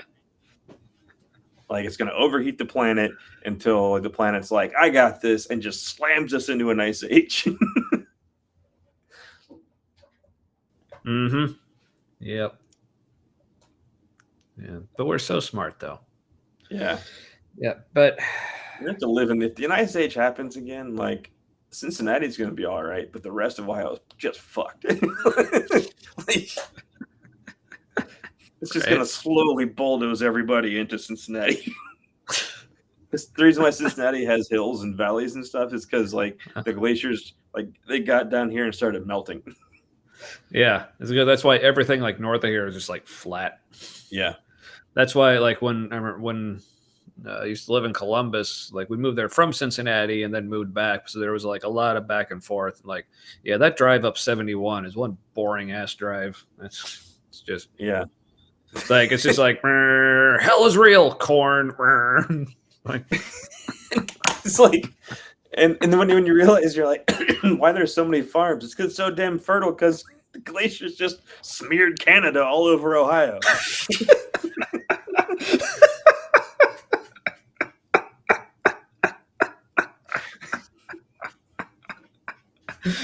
that's one way to look at it.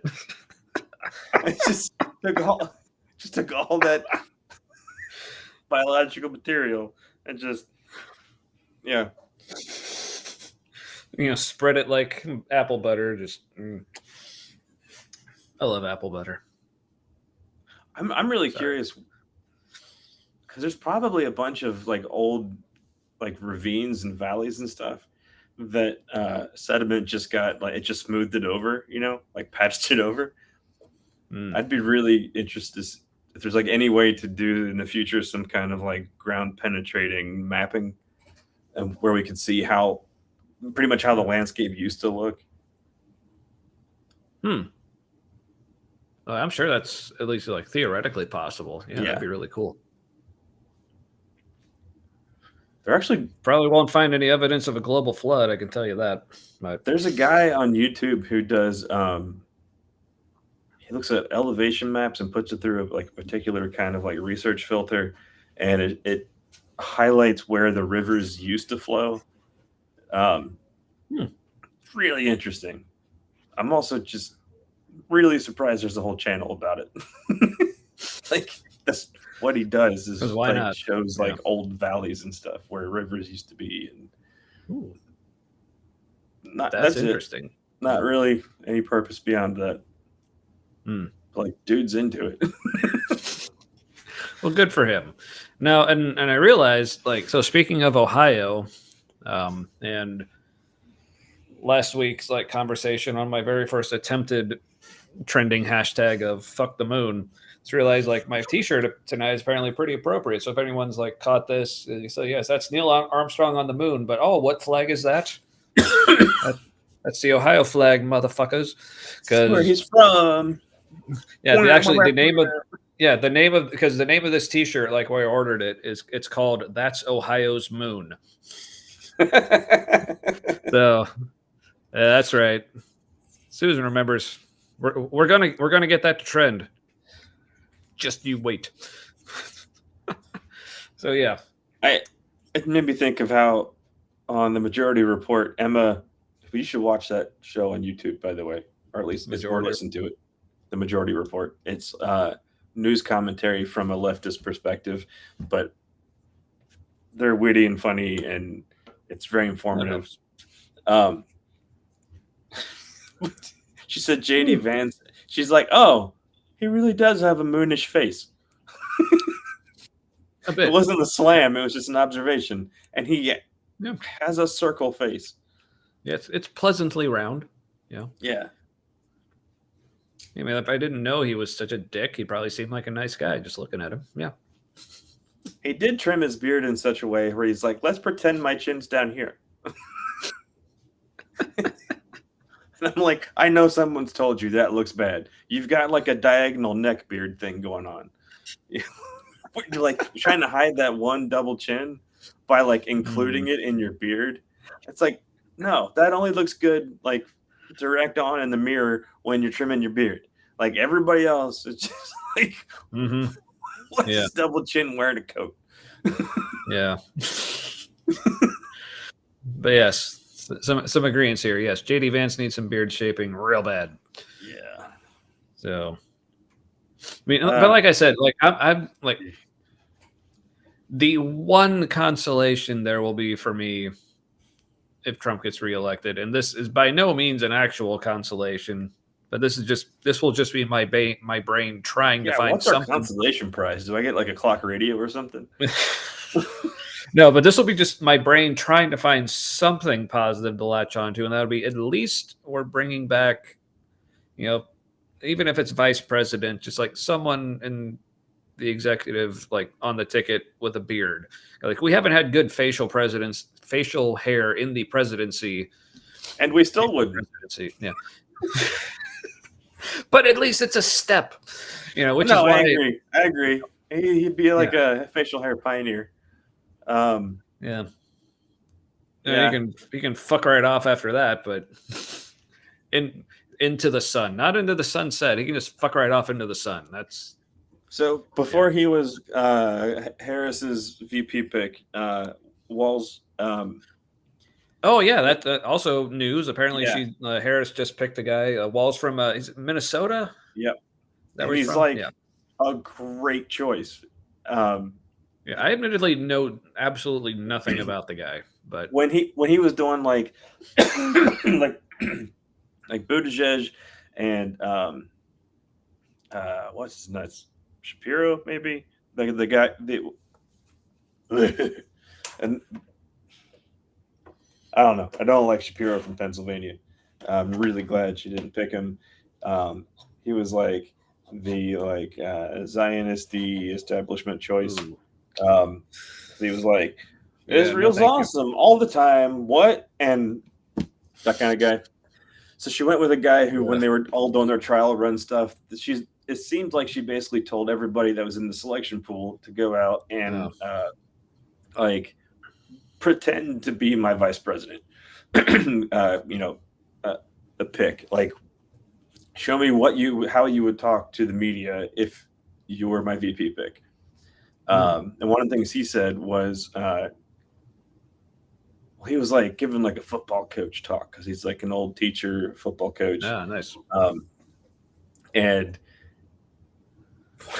one of his things was like, if for no other reason, if we can just get like, imagine what the rest of Donald Trump's life would be if he was beat by a black woman. And he's like, if that's what you need to get your motive or something like that. Like, I was just like, that awesome. Would be fantastic. Yeah. And that'll break this world. Yeah. So Susan, I guess, is a fan. Like, I really like the guy. I knew nothing about him as of this morning, but I saw a photo of him with a cat at a distillery and he won me over. Oh, now, I kind of want him to run for president, honestly. Like, now, admittedly, I'm not I'm not much of a cat person, but I am a distillery person. Well, there's So also a picture of him holding a piglet. I did see that, Yeah. and I also have dad joke energy. So Yeah. just ask my teenage daughter; she loves it.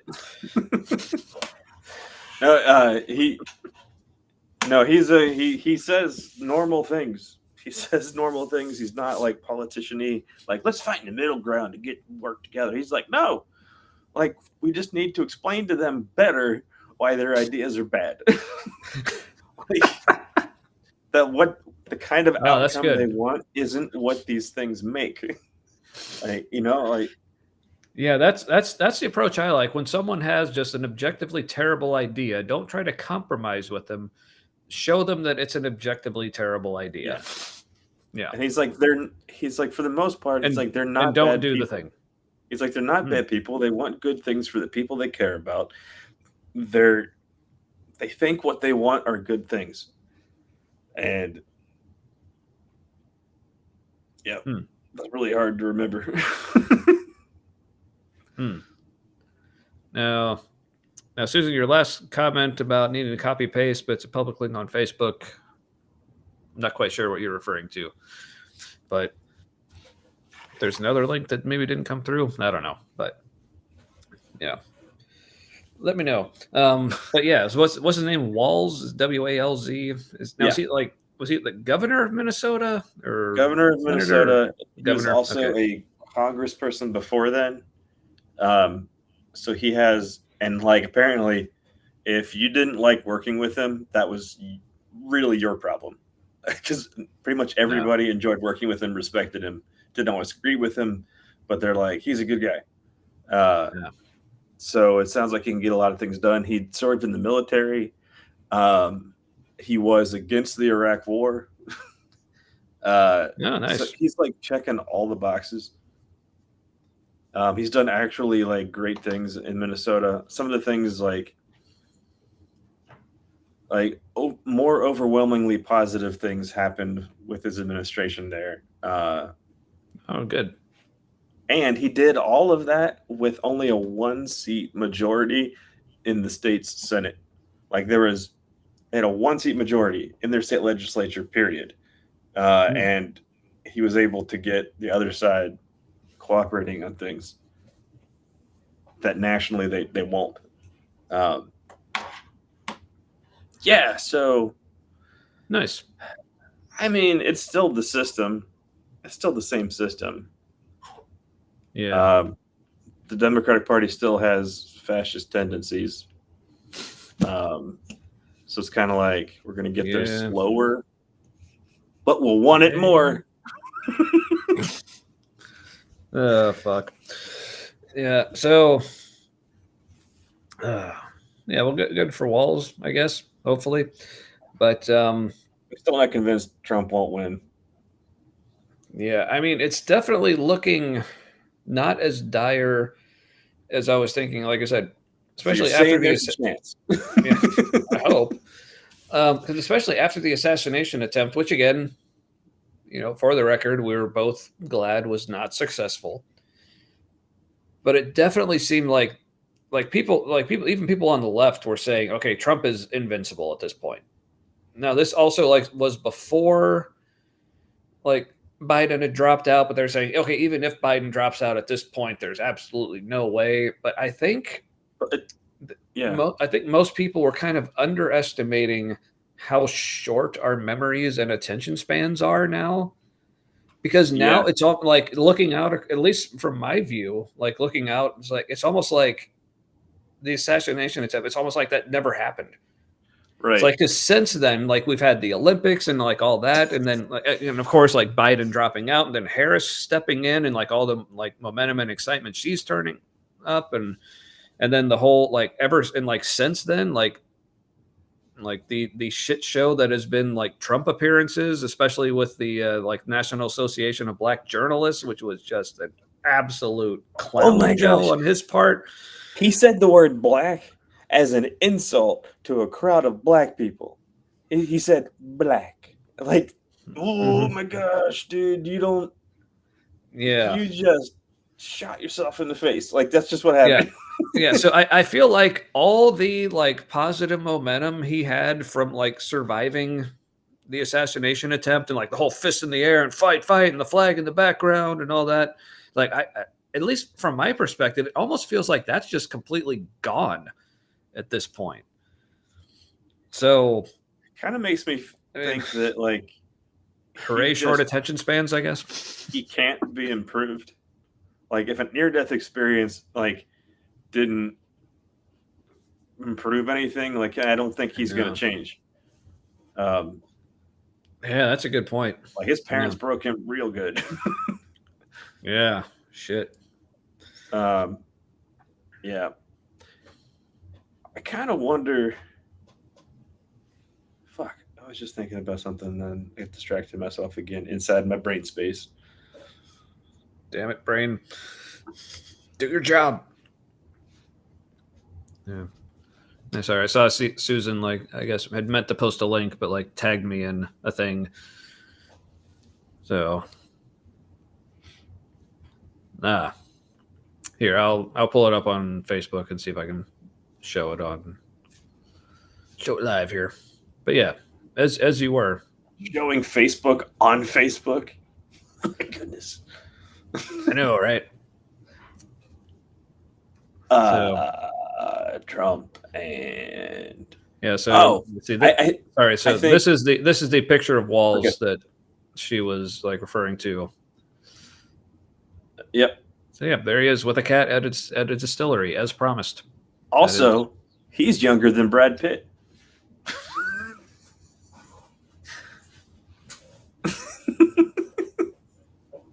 It's like, does Brad Pitt eat babies to stay young? Like, what's happening? That's some I see no other possible conclusion to draw. Also, this guy was in the military and a high school teacher, so like he's had more stress in his life, is what I'm saying. A bit, yeah. All right. So what I was going to say was, thanks for sharing. Part of the reason why after Biden dropped out, like 3 or people were like, even if he drops out and it's Harris, like that's not going to work at all. And I think it's because it had been obvious for a very long time that if they put her out there and they put her in actual situations where she could work with what they gave her, she would make him look bad. Because if you look back, like every interview that they put her in front of, for the most part, that was like an official, you could tell like the administration set up this interview kind of thing. They were asking her like really difficult questions and weren't really asking other people the same way. Also, he put her in charge of the border or immigration or something. It's like, oh, good. Put her in charge of something that's unsolvable as is. And give her no real authority to make any significant changes. Like, yeah. So I think she was ticked off because whenever they put her out in public, it was to make her look worse and to make him look better. Because now all of a sudden, like on the debate night when she came out and did interviews, I was like, she sounds damn presidential. Like, where did this come from? I'm like, how did she get this practice? I'm like, is this really how she is? Like, because there was like no time to plan a speech. Like, you know, somebody gave her a note card to memorize and like, here's all the things we're willing to say right now. And she did a great job with it. So yeah, Biden made a black woman look bad. That looks bad on him. Like a bit, yeah. Especially given his coziness with Strom Thurmond in the past and all that. Yeah, like I said, I was never a fan of Biden, but yeah. But then Susan makes like a great point here.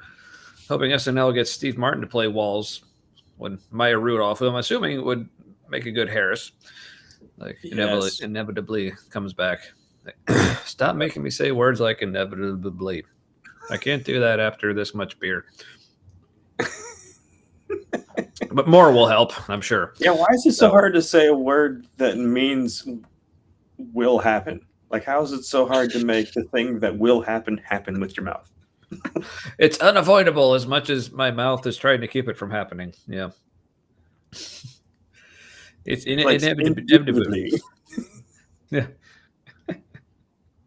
One of those kind of Uh, words. yeah. All right. Well, was there anything else on the whole like hope front we wanted to discuss?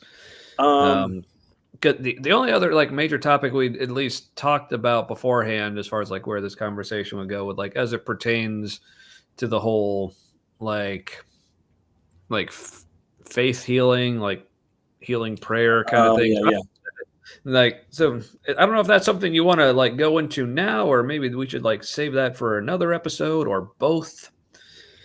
I think religion and faith healing and prayer and all that, I think it's like it's kind of like a technology for leveraging the placebo effect. Ooh. Because people do Hmm. really get healed from placebos, or their Mm-hmm. health does improve just because the people like believe it's what's happening. So what happens Yeah. when you get two people together or three, believe the same thing is going to happen, and you like pray for healing or whatever, and then it happens. Like, Mm-hmm. even if it sticks, that doesn't, because of the placebo effect, it doesn't mean that like that method of prayer or even like that religion made it happen. All it means is that like at least that person who had the healing happen believed it could happen enough that like it helped the placebo effect. Or just like randomly, I'm not saying like if you believe it enough then the placebo effect will kick in. Like, it just helps it. Like, it's still kind of a shot in Mm-hmm. the dark based on whatever else is happening in your brain. Right. um, Right. and then maybe there's something where like if people share a belief in something, maybe the placebo effect like jumps from person to person. Like, maybe there's some kind of like consciousness thing that happens. Like, that would be cool to look into. Oh yeah, um, for sure. so that's where it like something real could be happening, and you're like, did the prayer work? It's like, well, yeah, but not for the reason you thought it worked. So Yeah, or that's at kind of least. like where like religion and science in my head could kind of be like the same thing at some point. Mm, yeah, or at least, but that's just for the instances where it does actually work. But then there's all the instances where it doesn't. Now, So I the way I had like some to put things it is, happen. Like, there was one time where like somebody laid hands and prayed for something, and I lost the ability to stand, and I was like glued to the ground, like outside. I was like laying down in the grass, and I couldn't lift myself up. Like, I was too heavy, and so I hmm, just was like, "Cool, I'm gonna stay here and weep for a minute." no, no, and I do not mean this like sarcastically. I genuinely do love it. Like when I ask, like, so do we want to talk about this now or later or both? And you just start talking about it. So I still don't know if this is like, are you want to like keep going on this? Because like I'm ready to like throw the link out there to see if anyone like watching wants to join in, or if No, this you're, seems like a much bigger conversation. So, yeah, or we'll no, forget about it. yeah, yeah. All right. Well, I think I may throw the link out there just in case anyone want to jump on to give a few thoughts. Like I said, but we may be wrapping up soon. But hey, if you want to jump on and help us wrap up or whatever. But Something I was thinking earlier today. This is a good little time what's filler. that? Actually, like right before, not long before we started. That I think probably the only way of looking at things that doesn't eventually lead to humanity destroying itself is uh, like you kind of become like your enemy for their sake. Hmm. And like if both sides did that, then that works perfectly. Um, it So, doesn't so work like, become more like your enemy. like whoever you think is your enemy, and in order to fight them and win, you have to become like them but more powerful than them. So you end up being like a worse version of your enemy. And that's kind of what's been happening with like all the empires in the world. Uh, Yeah. and if it's us versus them, then eventually us and them have the same ability to destroy the other. And then all you need is one side to be convinced the other side is doing the thing that ends them, and if they're doing the thing that ends them, and the only way you survive that if it's happening is to end them first, well then that's the end of the world. Because then roughly. like you can't like there's nothing that can be done drastic enough that stops the other person from having the ability to retaliate. Right. But speaking of the other person, Speaking of the other person, I love that. I had to find a segue somewhere. It's like it can't be retaliate or destroy the other person. That works. So it kind of seems like the only way to like save humanity is to like do something kind of like Jesus. Jesus has some good ideas, but his followers just really suck. Yeah. And his teachings were inconsistent. That's true. He was like, oh, that one woman who said like she wasn't even like worth dog food, more or less. Yeah, because that's something like we're wanting to do an episode like on Jesus, or maybe several. Because like honestly, like my thing with Jesus at this point is like I think he's way overrated. I think like if you actually look back on, he said some kind of messed up shit. I mean, especially like from the lens of if you like, from the more I've learned about like, I still believe like there is an actual historic Jesus. Like I'm not a mythicist or anything, but it seems like the more we're learning about like the actual dude, it seems like, oh, he was just like one of many like failed apocalyptic cult leaders of the time. Yep. So and he might be an amalgamation of the good ideas of several of them. I've heard that argument made for sure. Yeah. Mm-hmm. Yeah. I used to subscribe a little bit more to the amalgamation theory than I did to him being like an actual person. Yeah. But I think we can definitely all agree he was definitely not the son of God. No divinity. Mm-hmm. Yep. We're all on agreement. Involved. Yeah. Faux show. I mean, he didn't really come right out and say that. It seems kind of seems like something that you'd make a big deal out of. Right. And like, I feel like the only time that was actually said by him was in like the Gospel of John, I think, and that's like super Jesus anyway. Yeah. Yeah. And that's like, that was like the latest gospel that was, and like the most separated from his actual like life and stuff. Yeah. And leading up to it, there was already a trajectory of like Jesus becoming like kind of like more divine or like closer to it. And yeah. So, yeah. So at least in the mainstream stuff, because there were some like other like fan fiction side projects people had going that were like really out there. Yeah, it's true. I mean, that's really what I think the Gospels are, is fan fiction. Or like, how do we get these ideas across in the way that like we felt them at the time? So just as a slight teaser for like my current views on Jesus is like based on some of the recent work from people like Dr. Richard C. Miller, like looking at things like the Greek translation fables. Like, as people like the apologists always say, well, why did all his followers say that he rose from the dead and he appeared to them, like if they didn't actually believe it?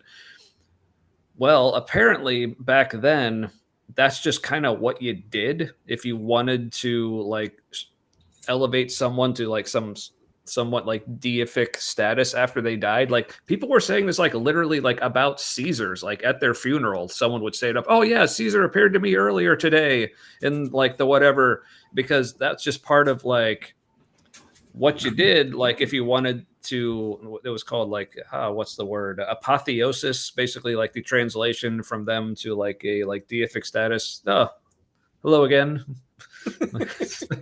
Mystery boyfriend. But Matt and Tommy say hi. He goes, hello. He's the other half of the. Well, he's Yeah. the better. I think I had this same problem trying to describe him last time. He's the smarter half of divine disbelief. That's for sure. Okay. He's the one that knows okay. all the stuff about the census of Quirinius and stuff. Nice. So, Oh wow. it's Nice. mostly his Yeah. stuff that Michael Jones wrote about.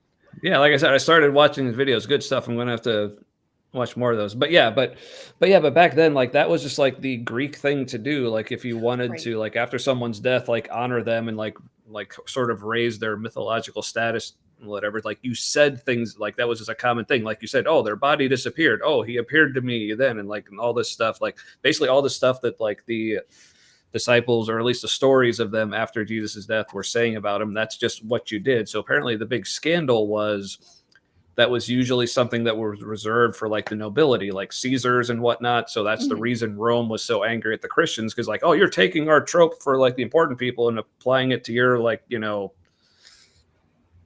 backwoods preacher dude, like nobody. Your and, like, commoner. yeah. So to me, that totally neuters the apologetic argument. Like, well, they wouldn't have died for this if they didn't, or they wouldn't have said he rose from the dead if they wouldn't believed it. And it's like, no, they totally would have, because apparently back then that's just what you did. So we'll get more into that later. I learned something new today. Actually saw the person or not. It didn't seem like people. It didn't seem like people assumed it was true. Yeah, like I said, that's just a thing you said. But yeah, like I said, specifically the work of Dr. Richard C. Miller. Like he's done a lot of interviews on the Myth Vision YouTube channel, so I highly recommend looking him up. I think Dennis R. MacDonald is another guy who's done a lot of work with like comparing like the Gospels with other like ancient like Greek or Latin works of literature and showing how so many things said about Jesus are like borrowing from these other works of literature, but in a way to say like, oh, we know everyone knows this story, so now we're attaching it to our guy to kind of spin it a different way. But yeah, it's one of those things like and like a way to say like our guy is like your guy but better. It's like my dad's better than your dad. He can beat up your dad. And my Jesus apparently can beat up your Jesus. Sorry. Because like looking at it that way, I mean. Right, but because looking at it that way helps make so much more sense of so many passages in the Gospels that to me, like growing up, where it seemed like just so bizarre. Like if you remember, like that story about Jesus like casting like the demons out of that guy and like throwing him into like a herd of pigs that like ran off a cliff. What that seems like so bizarre. So they're like people. I remember growing up, people trying to come up with all these like theological reasons, but apparently, and I saw like Richard Miller and Dennis MacDonald, they like read like side by side. Apparently that's a take, like it's not a direct like mirror image, but you can tell it's a take on a story like straight from the Odyssey, where there's a story about like a group of soldiers or something. So again, take the name Legion, which was the name of the demon, Legion, which is soldiers. But there's a story in the Odyssey where like this group of soldiers were turned into pigs. And like they go through that whole story, and like every beat like matches up perfectly. It's like, oh, there's no theological explanation; it's a literary explanation. Makes so much more sense that way. Yep. Yeah. It's like absolutely. So, and then there's Bart Ehrman, who's just freaking awesome. If you haven't read Bart Ehrman, I highly suggest. Yeah, that's the thing. Like, that's the thing. I don't actually read a lot, but I watch a lot, like with like interviews and lectures and stuff like that. But that's fair. I don't tell he does a lot of that. One of my favorite. I've seen him in some debates. One of my favorites was he was debating Dinesh D'Souza, which that's not a fair. Like it's the like.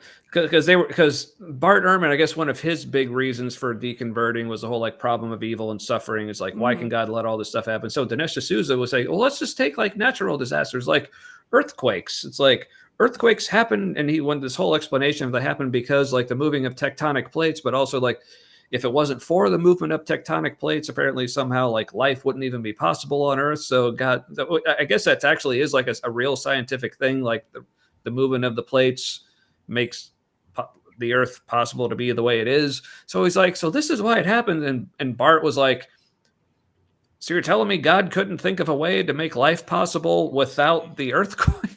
Right. And then they're just kind of Yeah. like inserting God into that whole thing. Like it doesn't. I don't understand. It I makes my think brain you, hurt. like, you have to first assume like the God thing is real, and then Mhm.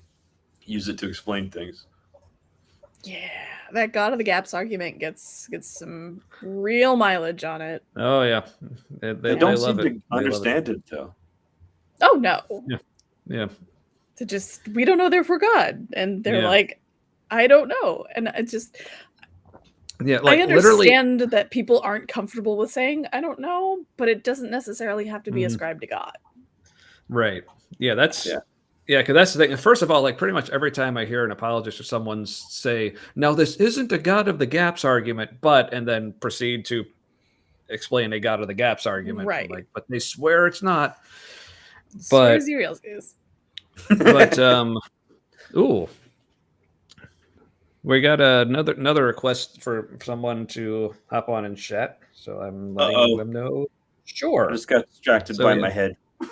Yeah, but then the other thing, like with like what we're talking about, God of the Gaps, and how it's like they always say it's not a God of the Gaps. Oh yeah, just that whole idea of when they say, "Well, we don't know, therefore we can say it's God." But to me, I think the more intellectually honest way to go about it is to say, "Well, if we don't know, then we don't know." Right. Or the way he wasn't actually talking about this, but the way Neil deGrasse Tyson like word, I think he was more talking about like conspiracy theories, where he's like, look, just because we don't know what it is doesn't mean you know what it is. Right. But exactly. yeah. Yep. But I think that applies. But hold on. How are we Is it going gonna to be fit like 4 four people on this? now? What's it going to It's happen? like 1, 2, No. like y'all up top, Yeah. and then me and the other person. Yeah, I don't know. down Let's the bottom. see. Well, hold on. I'll have to. I don't see an option for that. I'm gonna need in the to little send him the computer. link a different way here. Sorry, give me just a second. Where am I going? Talk amongst yourselves while I do the things. The pressure. While I do the things Trying with to the think stuff of- for the people, actually. So we had a full day long well, it was like 8 to 3, so sort of day of standard response protocol training today. What is Which that? It's basically just what do you do if there's an active shooter, and what do you, because I work at a school. Oh, so, fun. So it's like, what do you do with an active shooter? What do you do if there's a natural disaster? What do you do if, there's a gas leak or something? I don't know. But it was just hours and hours and hours of listening to this guy and his dad jokes. And I was like, I'm not mad about this because I appreciate a good dad joke. I genuinely do. I think you have to make jokes if you're going through like the worst day ever. Like it's just the end of everything day. Where like active shooter and a gas leak and yeah, just everything that could go wrong does. Well, unfortunately, I don't have a good segue from active shooter or maybe gas leak. I don't know. That's the best I can do. Sorry, Eric. But speaking of gas leaks and getting shot at, here's me. Hi, I'm Eric. Other person. Hello, I'm I don't Susan. think. Hi, Susan. Hi. Here, I'll get rid of the logo here so we can see y'all properly down there. Ah, face. You can see The all the face stuff on now. my desk. Yeah. There's trash on my desk. I need saw to that We'll your put the logo topic- up there next to Matt because Brandon. Yeah. All right. Ooh. I saw your that you were going to talk about hope, and wanted to hop on. yeah, we talked a little bit about it. Yeah. Okay. And, Well, I don't want to go interrupt. figure. It's figure. It's something we kind of started to talk about, but then ended up talking about other stuff. I know. Yeah. Unheard of. Oh yeah. Well, So- I don't want to interrupt the current convo if we were in the midst, but I had a less than hopeful day today. Oh no. Oh yeah. I felt Sorry to hear that. motivated. Oh. Cool. There you go. So, if do you care if I indulge? No, No, not at all. Please do. All right. Thank you, Susan. Yeah, By the way, but first of all, just like for allowing me to be a co-guest. Yeah, but first of all, I just want to make sure like people know. So this is our good buddy Eric Barnes. He was actually our very Right. first guest on the Humanity podcast back in January, I think. Nice. So Yes. yeah, but like friend of Oh, ours man, going remember back to the January? college days for like Before almost February 20. happened. Yeah, almost 20 Yeah. years now. I think we've Almost been 20 buddies. years, and I am, and against all logic, I am oddly enough still a Christian. And Yeah, you moved to the wrong part of the country for that. Wait, do you live in the Pacific It's Northwest then? no, I live in Los Angeles. I live where the devil thrives. Apparently, I live in the And, least religious city in the whole entire country. So it's somewhere in Denmark, isn't it? What? no, it's the least religious city in our country. So okay. I live in Portland. I don't know. My phone buzzing at me. Well, I live in Oregon. So no, we have religion here. We just worship something else. that's fair. Somebody Yeah, else's so- money. That's what they worship in LA.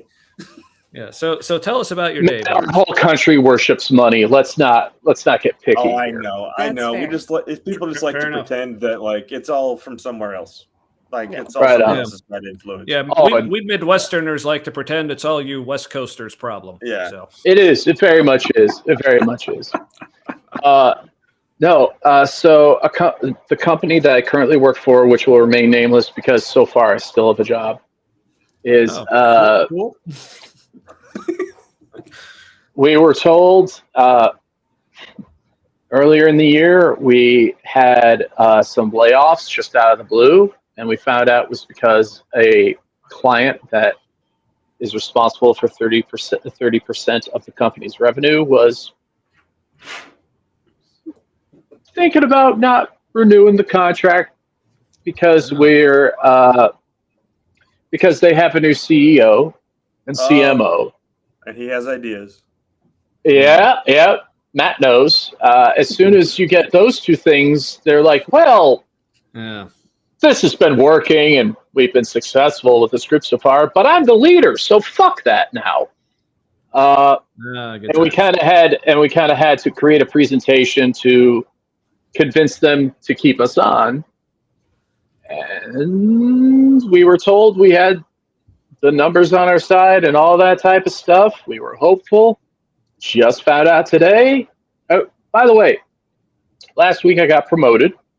Oh, Sweet. that's always nice. But today, found out that the client bailed.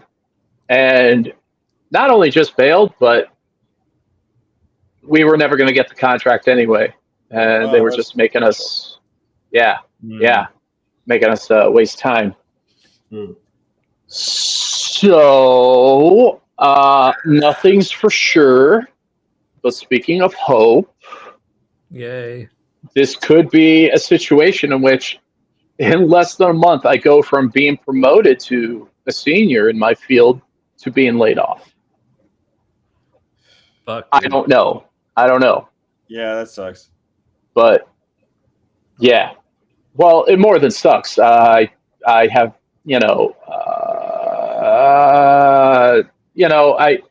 this would not be the first time I've been laid off, which is the problem because it goes from one to another. And frankly, gentlemen and lady, I don't feel like being unhoused, which is what could easily happen.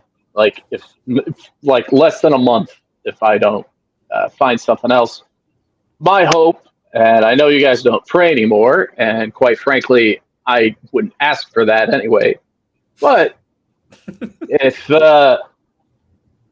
don't wish me luck because luck is fucking stupid and I've never had good luck in my entire life, but any positive vibes or energy that maybe I'm spared the culling, at least through this part. Or in this incredibly hopeful economy that we live in. Right. I slip and fall and an equally decent paying job shows up and falls on my lap somehow. Because everything that involves job hunting is an algorithm instead of a human Yeah. deciphering a thing. And you not only have to just be qualified, you have to write essentially poems and love letters to the project to the company Right. Yeah. Right. about Mhm. how amazing it would be to be in a relationship and work for the company you just heard of because they just had an opening that Yeah. fits your skill set. And that's Yes, all I just will to bear slow your the children algorithms, and though. yeah. Nobody cares. Anyway, it's like we need unions in this country for a Yes. myriad of reasons. Almost. Yeah. None the least of which would be because I just want to work. I don't want to date a corporation Yeah. Yeah. because I know it won't love me back, nor should it. Unlike Yeah. this couple that just shared a kiss, that is so sweet. Oh. Yeah. Thank you. Sorry, Susan. Thank you for letting me kvetch. I'm Anyway, back. sorry. We were talking about gas leaks and mass shootings. Q. He was talking about like the Q source and stuff like that, and Yeah. apocrypha and stuff. Oh yeah, cute. So I find Good old Q. I find it fascinating. I don't know anything about this Q is stuff. my least favorite Star Trek: The Next Generation character. Oh, he But John grew on me. Delancey is fantastic, though. But I can see why he's the. Yeah, it kind of breaks the whole situation of the show, because here comes in a godlike character who can just make anything irrelevant, and you're like, why? That seems like a bad way to start a story. All right. Yeah. Well, here, This while seems- you folks this talk seems to Star be a Trek, I have no perfect idea segue about. for- I need to pee, so I'll be right back. Talk Okay. amongst yourselves. Okay. I was about to say this is a perfect segue for an atheist podcast about how a godlike character shows up and it makes everything irrelevant. That's weird. And it helps that John Delancey is an atheist too. I guess. Well, I mean, So- it's Star Trek. Everyone's an atheist on there. That's true. That's true. Yeah, That's fair. there was a weird absence, and the only religious people were the Bajorans, and they were at war, getting beat up on.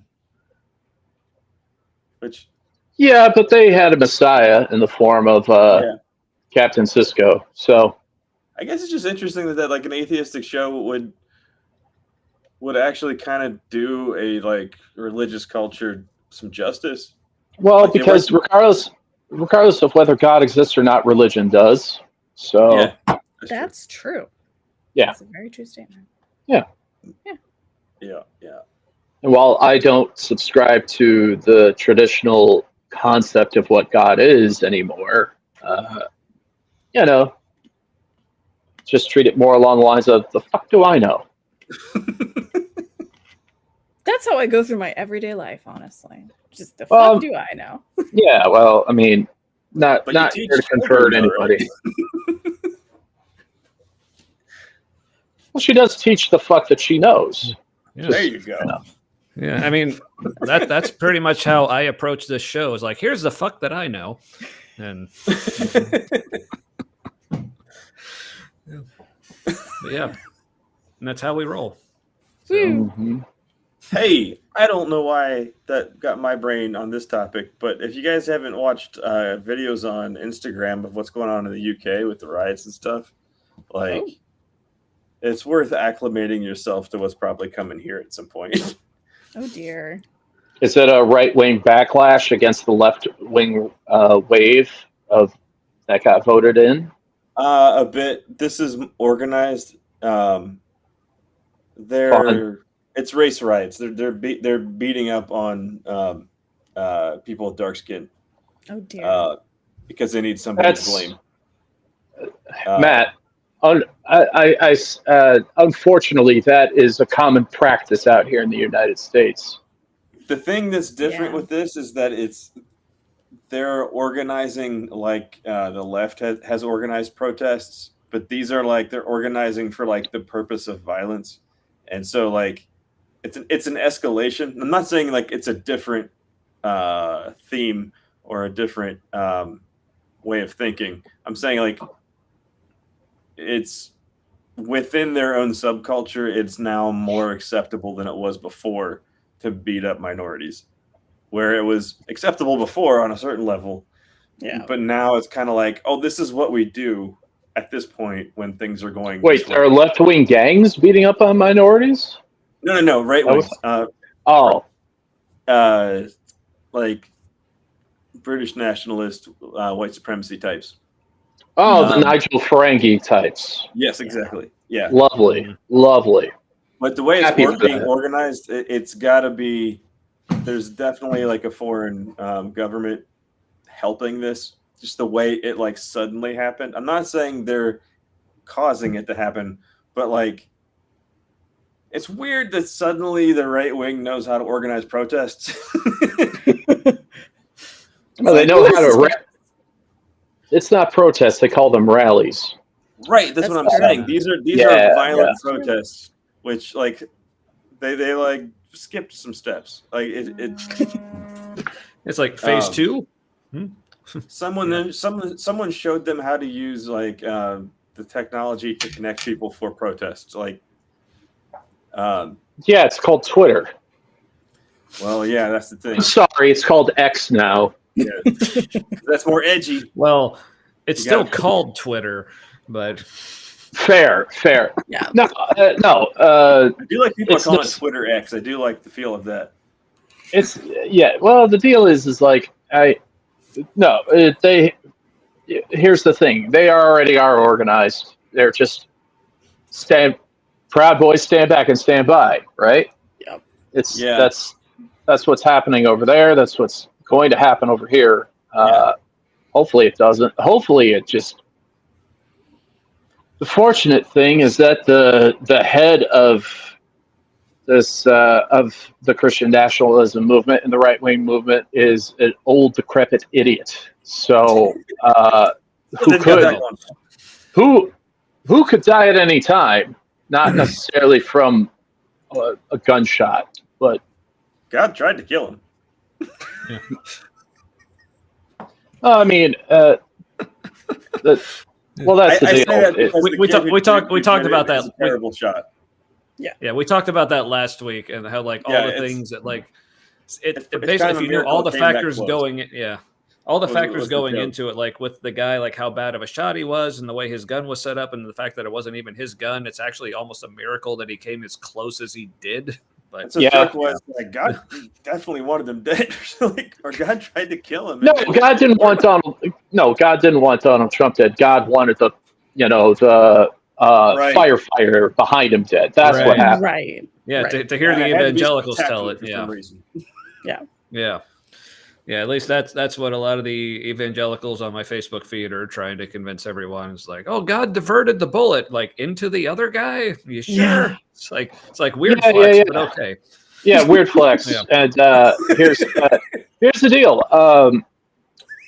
It's the same thing all the time. Wouldn't it be better if God didn't allow the shot to go off in the first place? Right. Right? Yeah. Or guns don't have God to just work. didn't allow Trump to like be a thing, at least. Yeah. Yeah. Yeah. But yeah. Even Donald Trump doesn't want to be president. No, It I does can seem buy like he's kind of self-sabotaging a little bit. Did y'all see him at the libertarian thing today? No, I did think I not did. see that. Did he get the It's libertarians pissed at him? glorious. Because that's even. Did he? They booed him so Yeah. much. Oh, It was yeah. beautiful. Libertarians don't like anything. No. That's accurate. Except A Ron truer Paul. statement That's has about never it. been- Yeah, they fight amongst Even themselves. Ron Paul, they're kind of iffy on. Yeah, they're Yeah. a little bit like, eh. It's But like, he okay, did so create they Ron won't Paul. boo Ron Paul. That's libertarian for like. They won't Yeah. boo. Yeah, they won't outright boo Ron Paul. right. They just want to live independently without any government and yet still use roads and a library and municipal water sources and.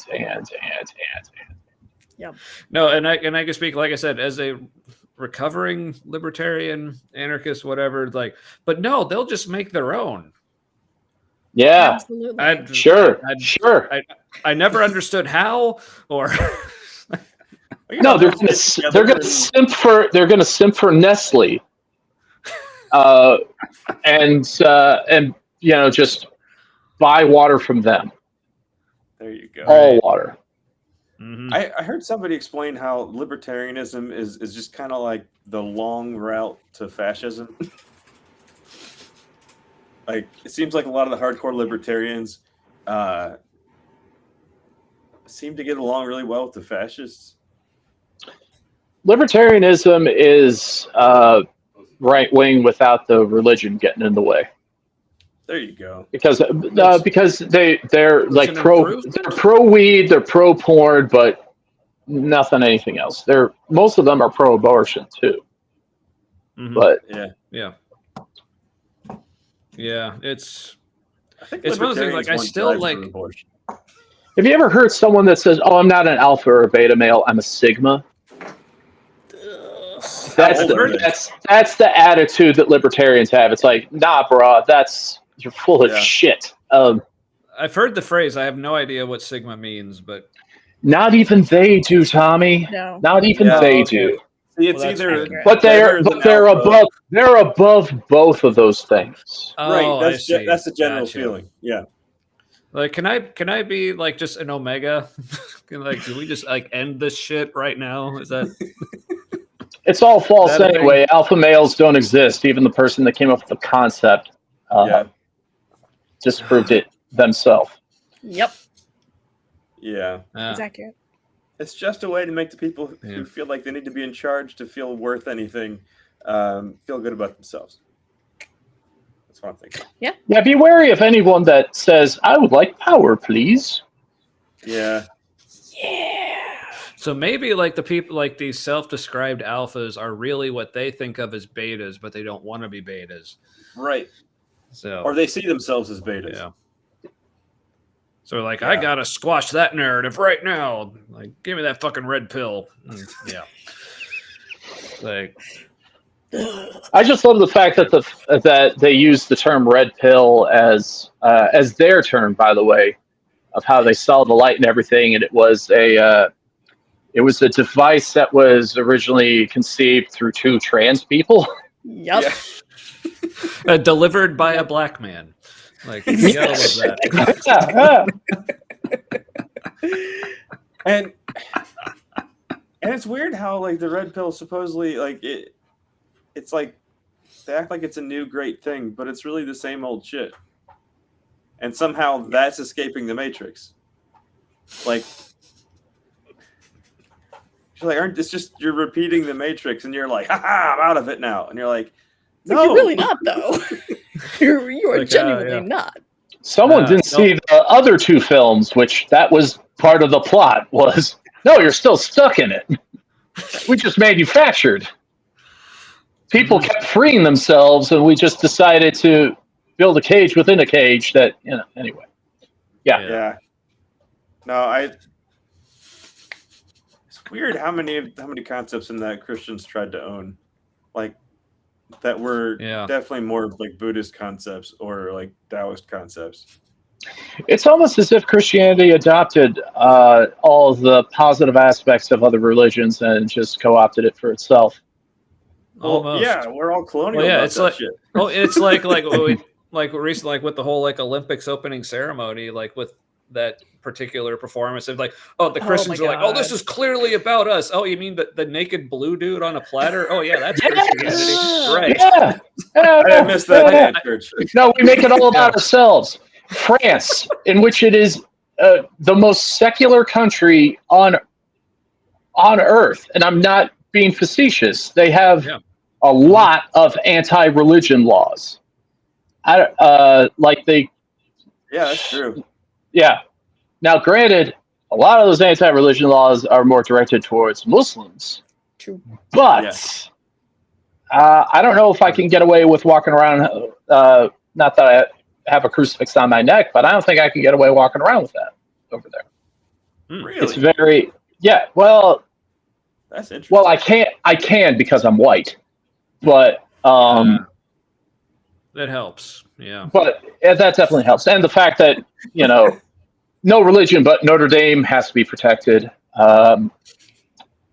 Well, right, because it's art.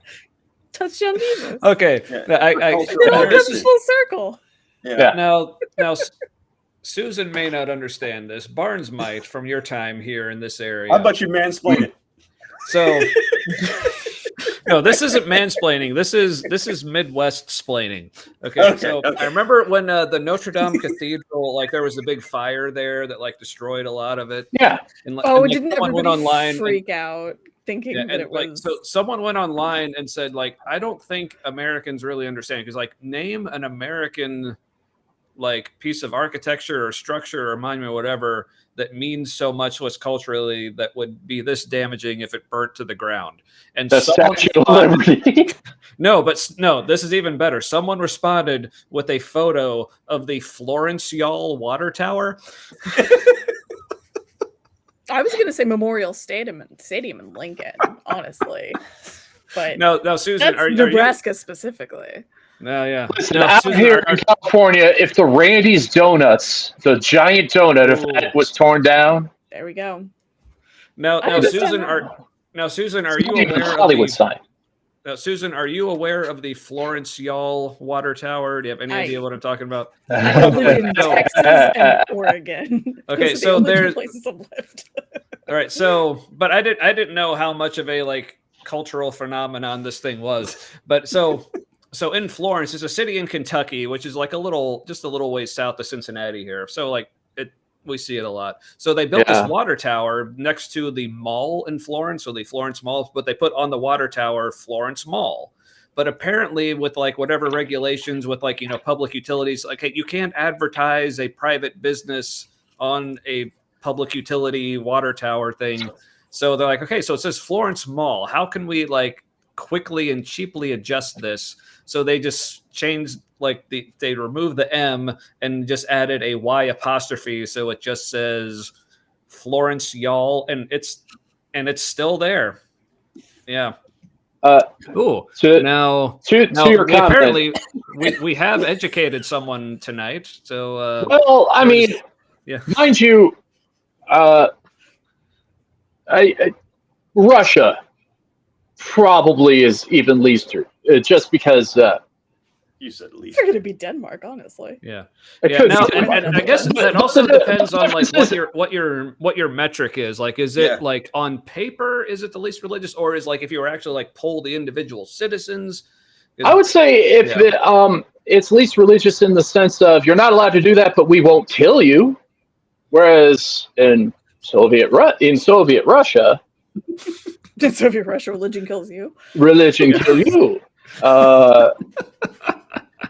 That's kind of what's happening now. That's the part of the Smirnoff Accords over there.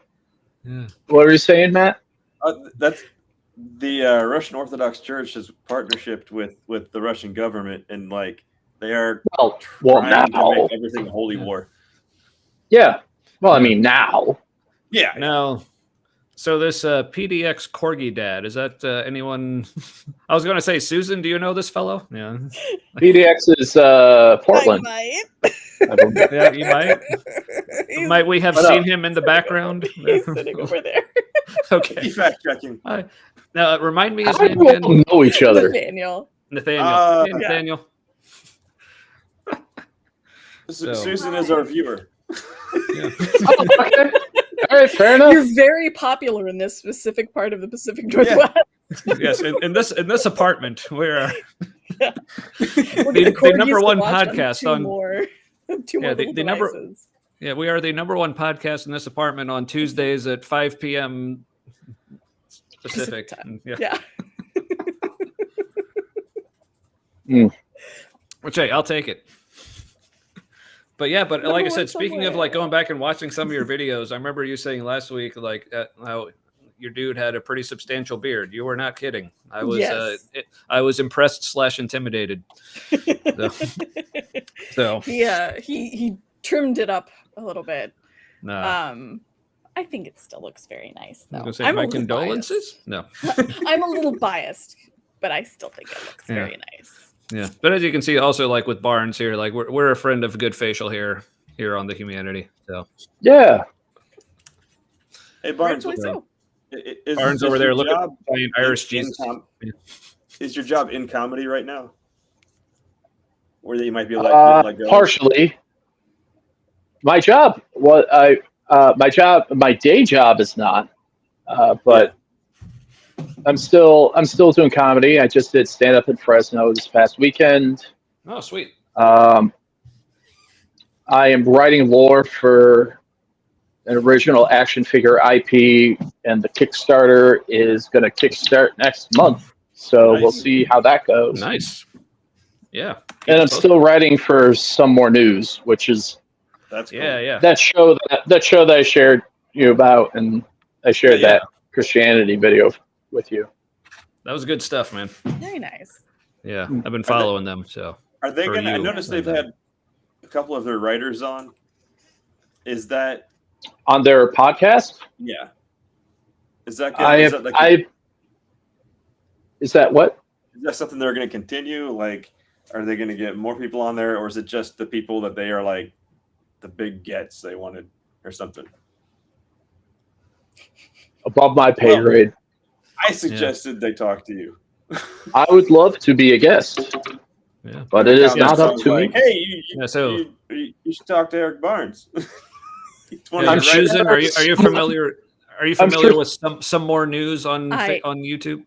Absolutely am. Yes. Yeah. Well, hooray! Barnes here is one of the writers. That is awesome. Yeah. Thank you. I love it. That makes me so happy. I'm the one that introduced corn cream into the canon. Oh yeah. Really? That was amazing. He's like, why is there so much corn cream? Sorry, I just introduced it for one reference to the Standing Rock pipeline, and then it just grew from there. Just took off. They just took that ball. They just took that corn creamy ball and ran with it. Do you guys remember Cracked when it was good?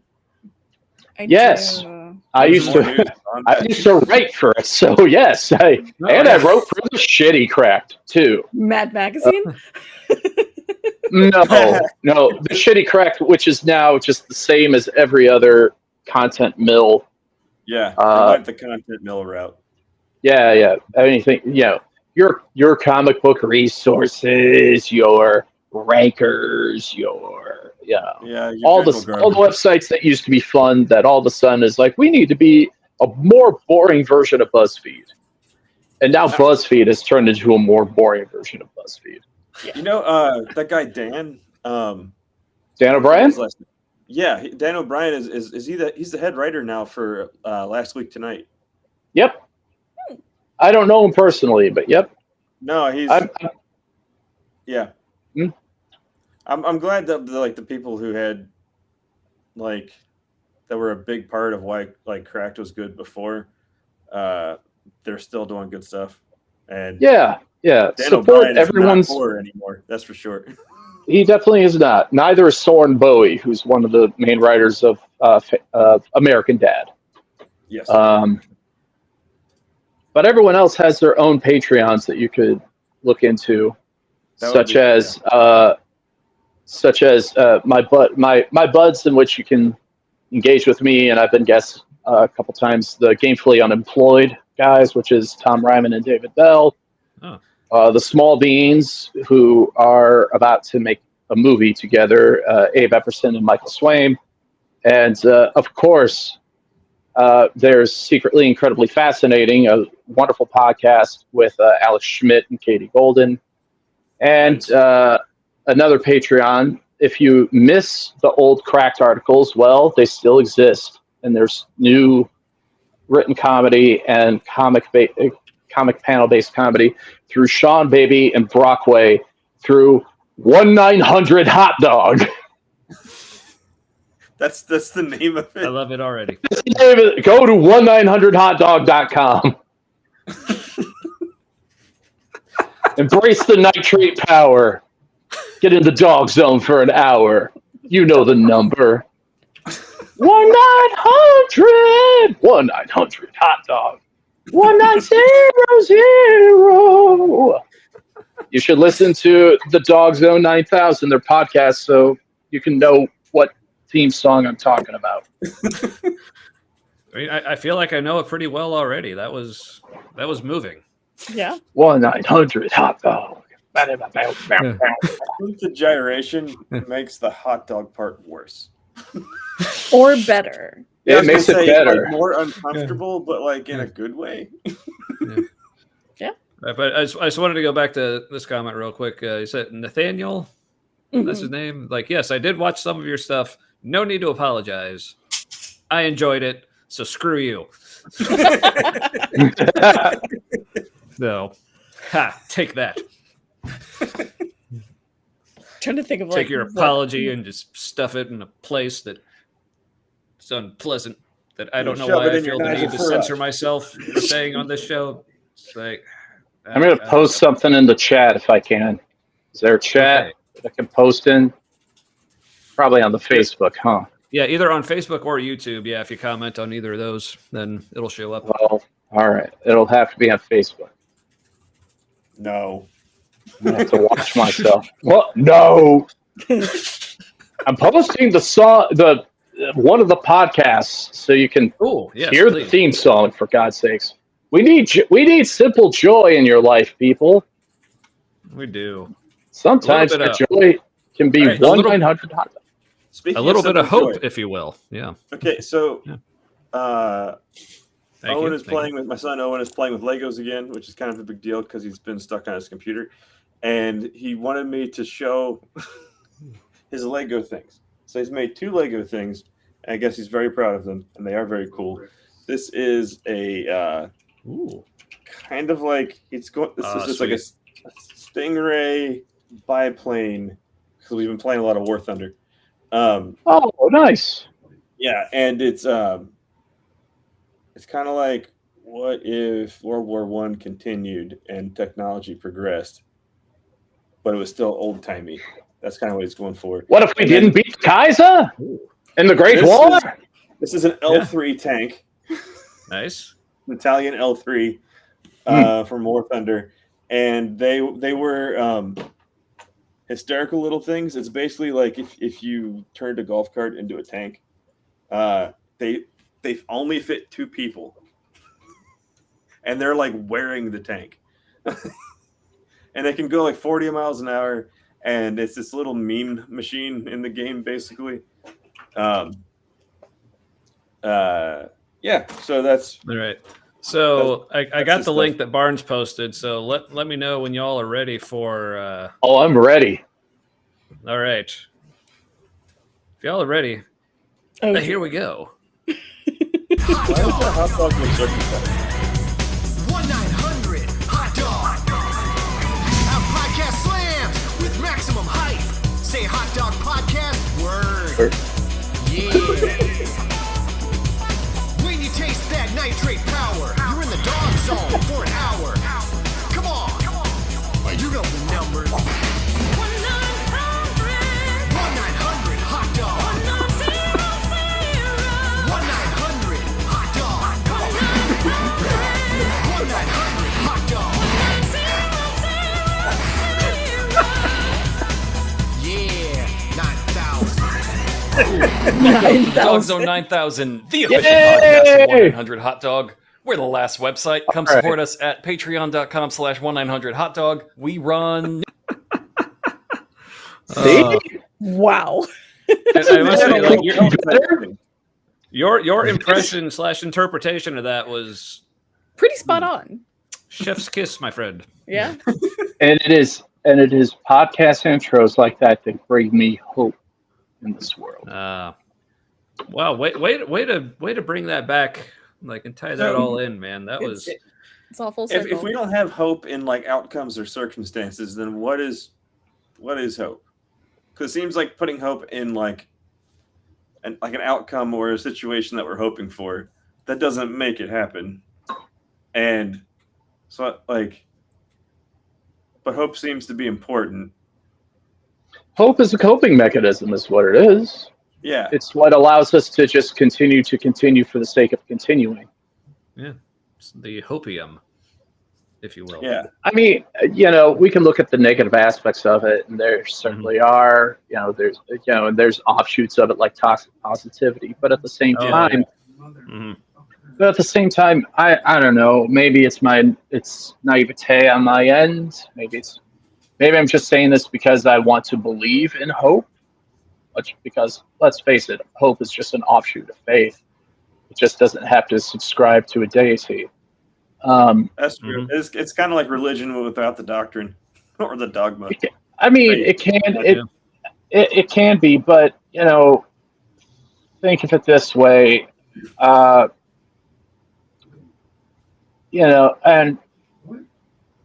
I don't want to speak for Tommy, and I'm not going to. I just said, or at least that's not the intention. Like you're a ventriloquist. And Tommy's going, like. But without a modicum of hope of some form of medical, some form of medicine, some form of medical procedure, and all that going on, his cancer would have just kept going, and we would not be talking to him today. Mm-hmm.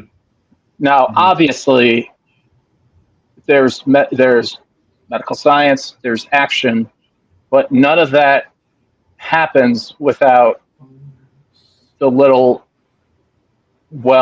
hope that it can work. Because if we just went by percentages, why would Tommy even bother? Mm-hmm. Mm-hmm. So I guess like hope at its base is like believing it's possible things can be better. Like that's you know what I mean? Yeah. But I will say that because if you don't, then nothing gets made, nothing gets done, nothing gets motivated.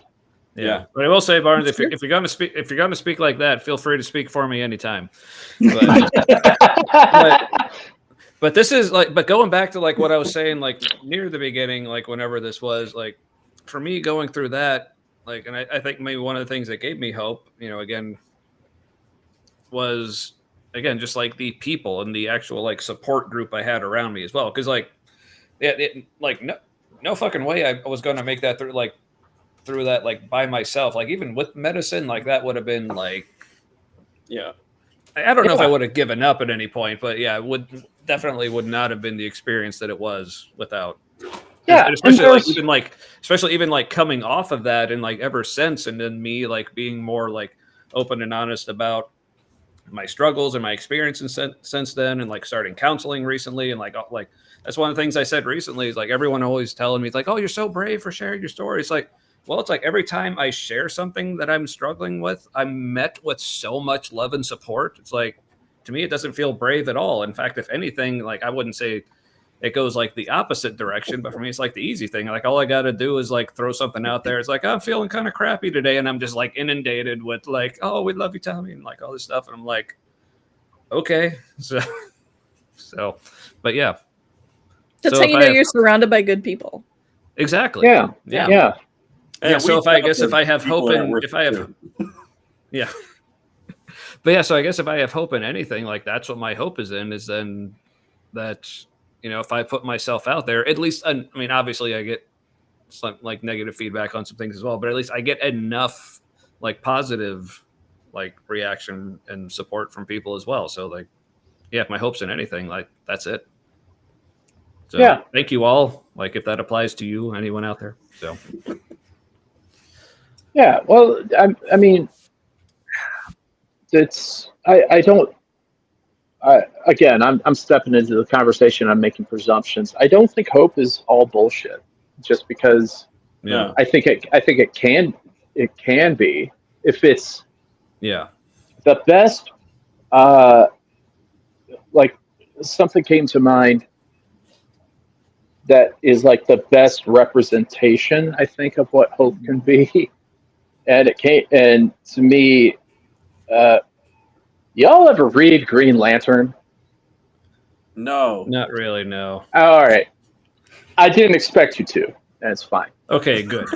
So there was a time in which, there's Green Lantern, right? They can create And whoever has the Green Lantern ring uses their willpower to create constructs and all kinds of stuff, like a big boxing glove, a wall, a gun, whatever. But at some point around the mid-aughts, in 2010s, they create Jeff Johns decided to You're talking. I'm expand just getting the universe. another drink because this is getting good. Okay. Jeff Johns expanded the universe to include other colored lanterns. Okay. And each one had a different personality, a different emotional spectrum, they called it. So yellow lanterns harnessed fear. The red lanterns were empowered by rage and just blind anger, and were just kind of like a berserker group. There was only one orange lantern because it's greed. So, of course, he would keep it all to himself. But then there were the blue lanterns, which embodied hope. Blue lanterns were able to depower the yellow lanterns of fear, but they themselves could not create any constructs. However, blue lanterns were able to power up any green lanterns by over 200% of their power. Because what is hope if you don't have any willpower to enable it? There you go. So that's what hope is. Hope itself is not an action. Hope itself is the fuel behind the action. Yes. Hope without action is basically futile, realistically. Hope without action is fruitless and worthless. Yeah. Yeah, and you might say the opposite, like action without hope might be futile as well. Yeah. Yeah. Well, action without hope is just directionless. Yeah. Yeah. So And it may end up with something good, whole like, broken clock, blind squirrel, find a nut, whatever. Yeah. It could be. It could be, but I don't like those odds though, I guess. I don't like those odds either, and I'm totally pulling this out of my ass, and I could be dead wrong, but I'm sure there are some. Sorry, the phrase that just came to my mind. Well, then it sounds like your ass is a wonderful place, and I'm sticking with it. Show you the world. I just bend over, spread them, and you just. And then it's Willy Wonka's Chocolate Factory. Yeah. And you'll be. Yes, I was picturing the tunnel in Chocolate Factory. Yeah, in a world of pure imagination of my ass, and you will see. Which we have Makes no that movie hope. even creepier. We have no hope of If you want to monetizing this anyway. view So whatever you want to do, paradise. Tommy said, the old bald man is saying things. we have no hope of monetizing this anyway. So whatever you feel like, just Just go ahead. Yeah. If you want to view paradise, just kneel down and take a shove it. No. I don't even remember what the point I was trying to. Walls. There's. yeah. But I'm sure. Along the lines of what Barnes said. So I'm sure there have been studies that say, people that experience hope, there's like dopamine rush, there's feel good, like it's good for our brains to have it. Right. Yeah. Than to not. Walls, and I think it was when he was going off when he was on the White Dudes for Kamala call, which they grown. But he and part of what he said was, what he said, he's like, hope is great, but it's not a plan. And I was like, and he used to be a teacher and a football coach. Does that make sense? Yeah. That's a guy who has figured out how to boil things down into something that hormonally brain dead high school kids can gather, Yeah. So it's good to know it's on my level then. Yeah. Yay. Yeah. Yeah. Yeah. Sometimes I still feel like a hormonal high schooler. Yeah. I don't think that many of our thoughts really, are that magical. I think a lot of it is biology stuff. Yeah, I wonder if it's like since like Or all of it. that or like hormonal high school stage. And this is just a thought again, just me pulling out of my ass. So I guess we'll see how wonderful of a place my ass is here in a second. But I didn't even know I had one, so let's see where this goes. See? But That's I wonder if I don't know. I just So love all the places this beautiful. is going. But I wonder if that, like, the hormonal high school stage, and it's like we have this image that we kind of grow out of that. But I wonder how much of that is us actually growing out of it, or how much of that is just thinking that we need to, so we're pretending that we're growing out of it, but we really aren't. I think some of us do and some of us don't. Mm. Yeah. I don't know what the percentages are. The one thing that I'm very binary about is that the world is not. So there is no. Dichotomy. Yeah, right. So it's never an either or. It's like, congratulations, welcome to a spectrum, yet another spectrum. Right. And there's so many different spectrums that we get exhausted and tired thinking about them. So they're like, I don't know, let's just take the two polar sides of it. And so it's either that one or that one. That's why we have two fucking parties, political parties. That's why we have chocolate and vanilla, and that's it. We don't have any other flavors. Now, speaking of the whole two-party, dichotomy, now y'all let me know if this makes any sense to you. But to me, it always seems like, and not just politics, but pretty much any kind of venue, when you have two choices, it's almost, we just kind of have this instinctual reaction to view it as adversarial when there's only two.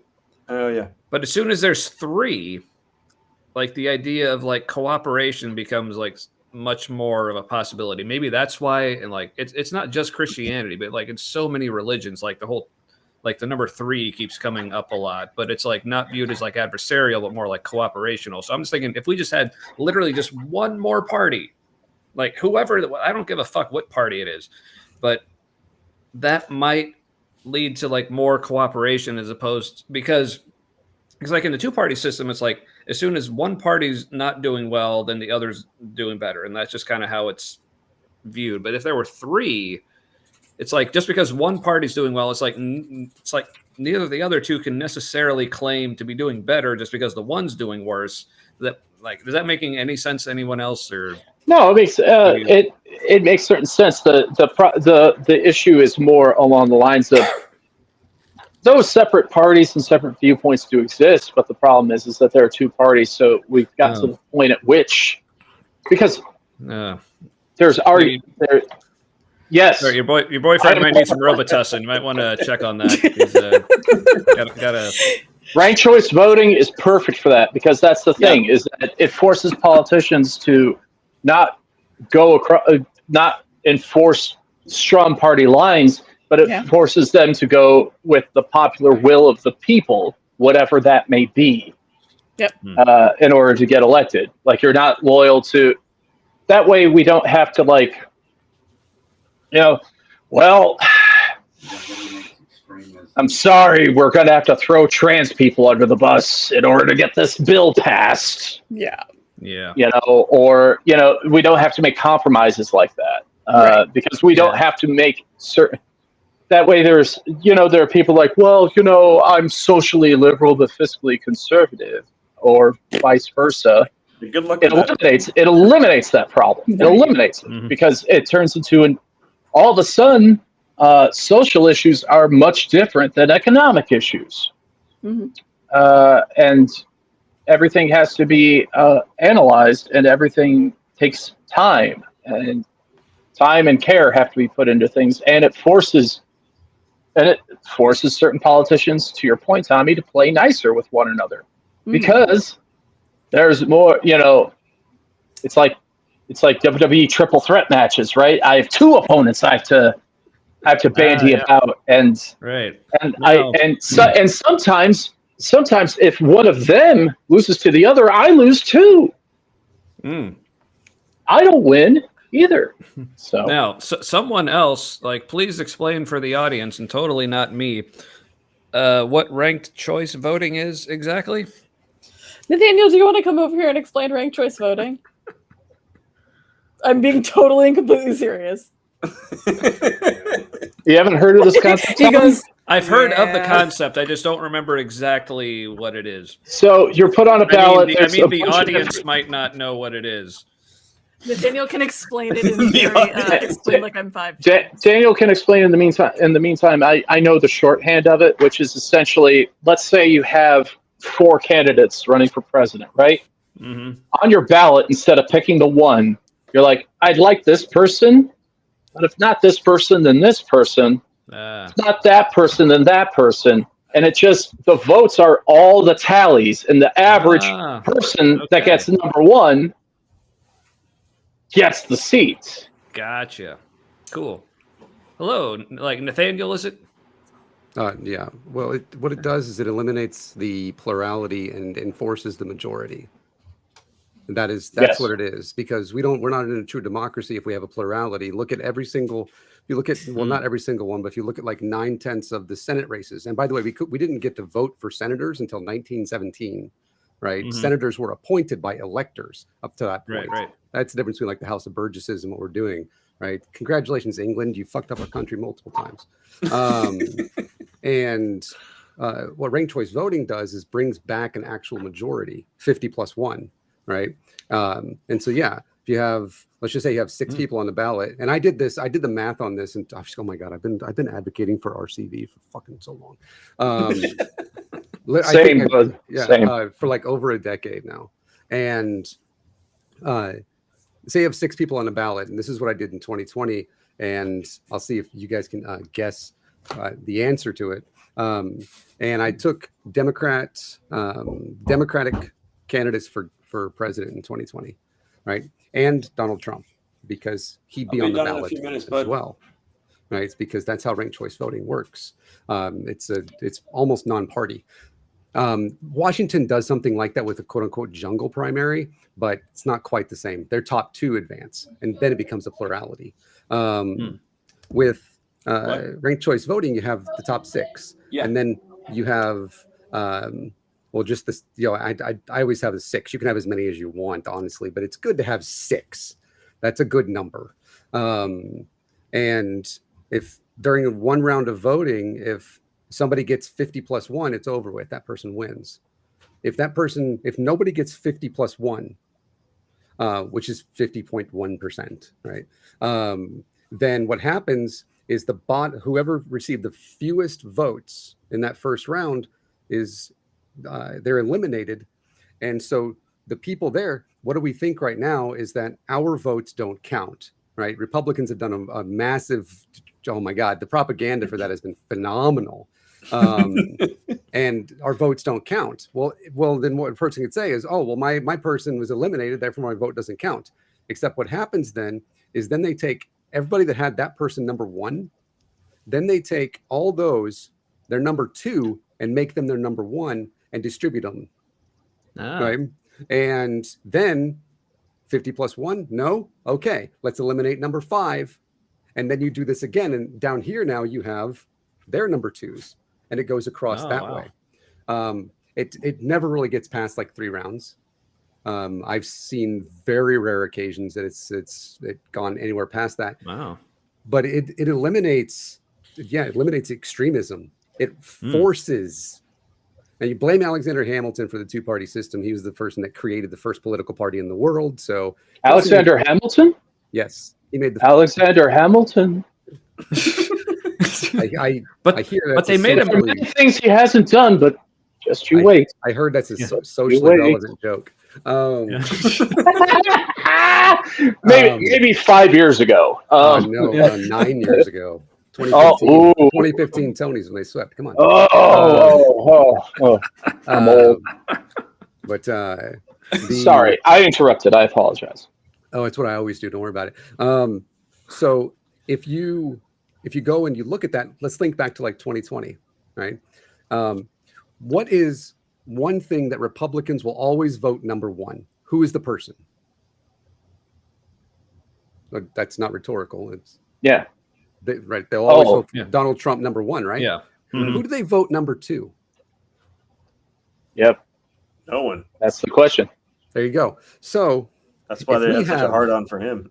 yeah. So if we have Uh-huh. ranked choice voting, JD fans. and Yeah. Donald Trump is on there, right?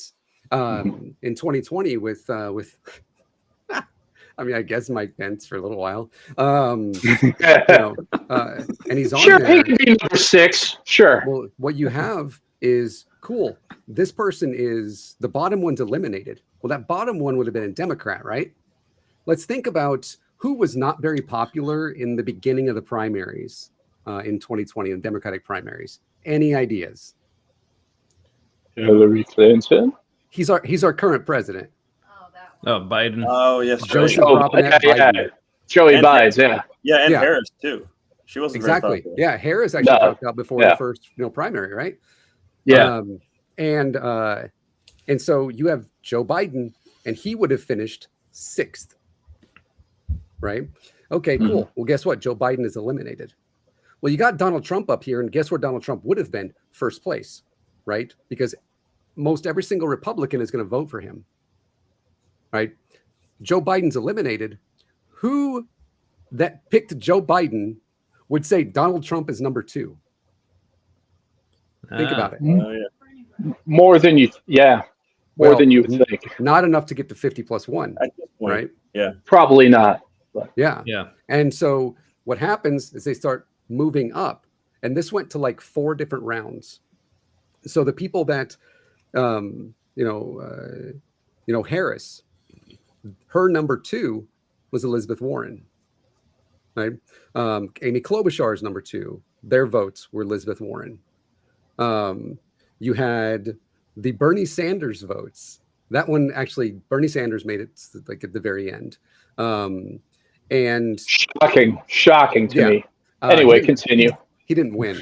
No, but and you look at it and you're like, okay, cool. Well, Beto O'Rourke's voters, right? Where did they go? Well, they go to Pete Buttigieg, right? And then, okay, Mayor Pete drops out. Where did they go? Well, they split Bernie Sanders, Elizabeth Warren, right? At the end of the day, it ended up being Elizabeth Warren as the president, not because she was by far the most popular person, although she's pretty popular. Of all the 70-somethings that you know, she's the most popular of them. And That's probably true. Yeah. like, think about it, I don't know. Well, never mind. Dude's 60. Never mind. Yeah. And you look at all of that. She didn't get like number 1 to begin with, but she stayed in there. And then she just kept picking up number 2 until she eventually, because Donald Trump didn't last 3 rounds because nobody picked him second. Nobody. Mm-hmm. yeah. And his voters wouldn't have picked anybody. So guess what? You're one and done if you're a Donald Trump voter.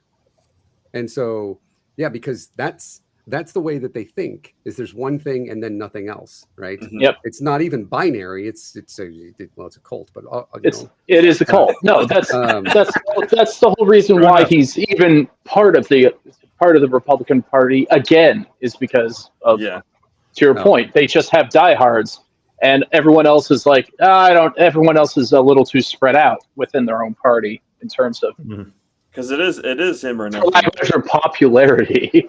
Right. That was my math, by the way. I feel like it was accurate because I went and looked at polling throughout the primaries and found it and said, okay, well, who does this person support? And then who would they support second? People actually ask that question. And so, cool, we can get that. And I feel like my math was pretty accurate. It would have been either Bernie Sanders or Elizabeth Warren, but nobody else would have come close to them. So Interesting.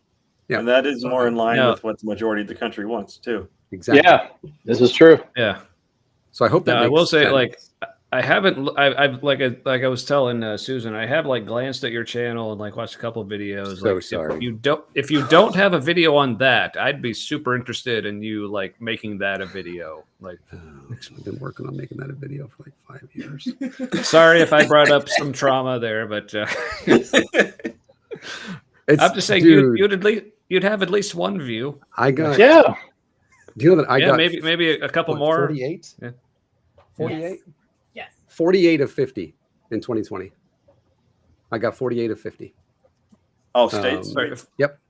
Oh, Yeah, I'm good at this. nice. Wow. Yeah. Hell yeah, And bud. I even have like we had the screenshots and everything where I was like, all right, we're pretty certain this and this and this, and then Georgia. Yeah. I was wrong about North Carolina, a fucking Tar Heel state. I have that whole Oh.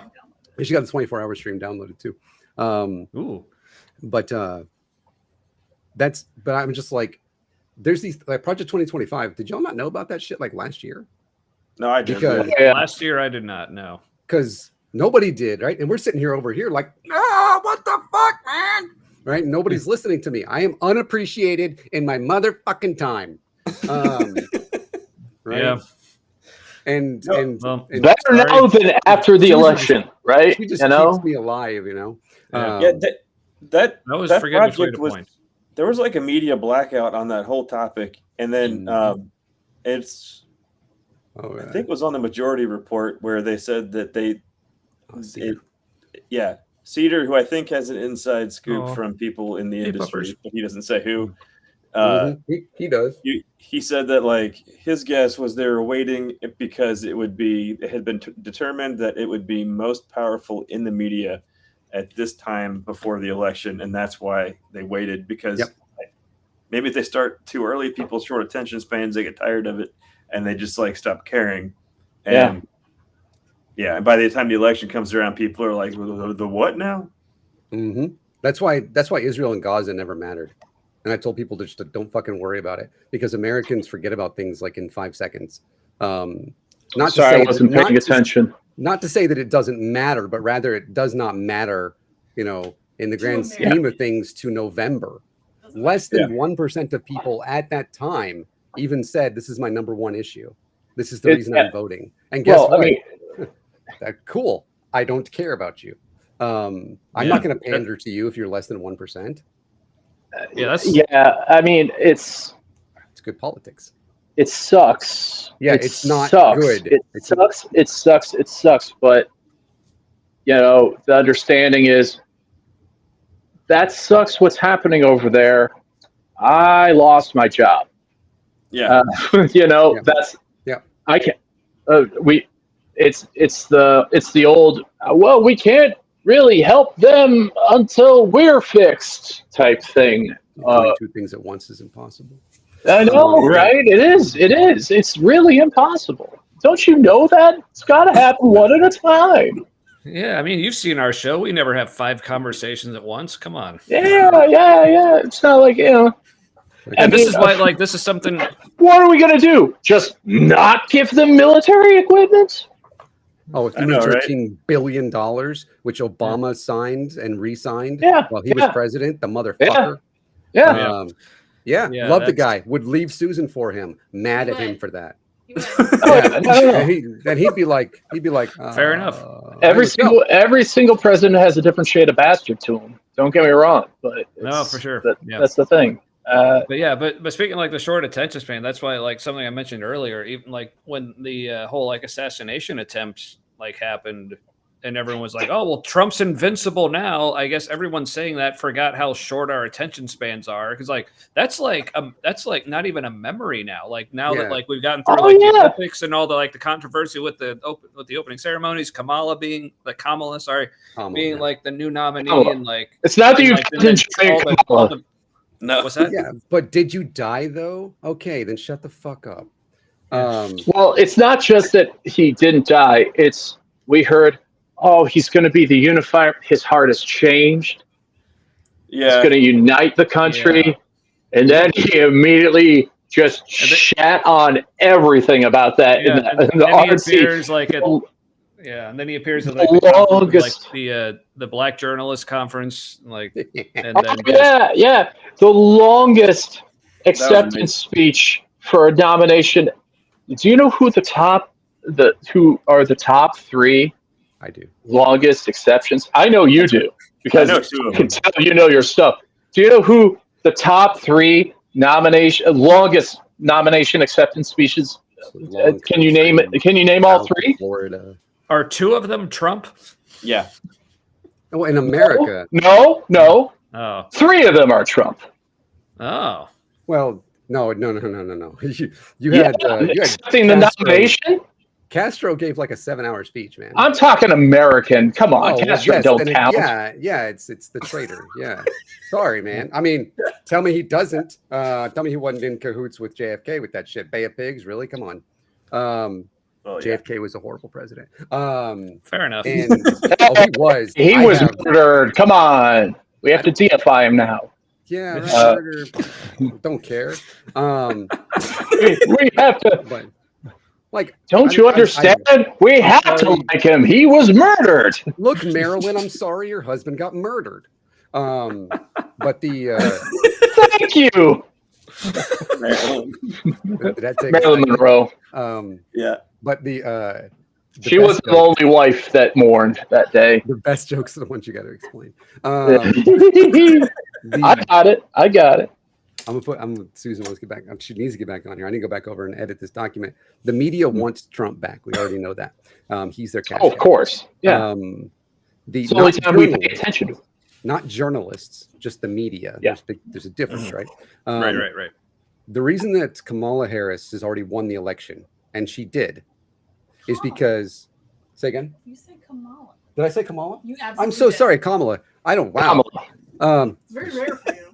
That's probably me. I'm a bad influence. Madam Vice President, who you can just say Harris. The reason that she will be president is because she did what nobody has been able to do since 2015, and that is make the media stop talking about Donald Trump. Yeah. Ooh. And they're still not. And they try. And they were like, "Did you hear what he said about black people?" And they're like, "Did you hear about Tim Walz? Have you ever heard of this guy?" Yeah. Oh, man. He's the cat. Yeah. What about cat ladies, man? Like, they're trying. And, Kamala Harris is just like, "Come debate me, bro." And what's Donald? Not on ABC. I don't want to do that. Can we go on Fox, please? You can debate me on Fox. Please. Scared of a black woman. Oh, don't be like those nasty black journalists that called me out on things. He's afraid of losing ladies. All right. Well, thanks, Nathaniel. Good to tap. Thanks, Nathaniel. Nice chatting with you. Nice meeting you, man. Sorry that I kept interrupting with jokes because I have a complex. It's one of those things like you gotta laugh. Like that was good information, but somewhat depressing as well. But what? Yeah. Reality. Yeah. Listen, reality is just depressing right now. Between all the options, Kamala Harris is a cop. Fuck him. But prefer her over white nationalism and Christian nationalism, and a guy that flat out said he will be a one-day dictator. Yeah. And on top of that, thinks that a fictional villain is a great man and is dead. I'm talking about the late great Hannibal Lecter. Oh yeah. Can I have you over for dinner?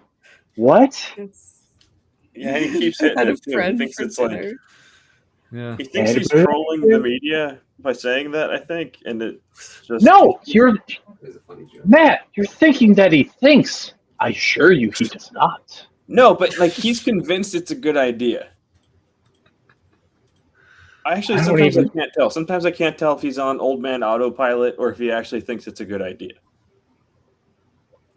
I think when he's on par with things, like when he is cognizant, it's because he's on Adderall.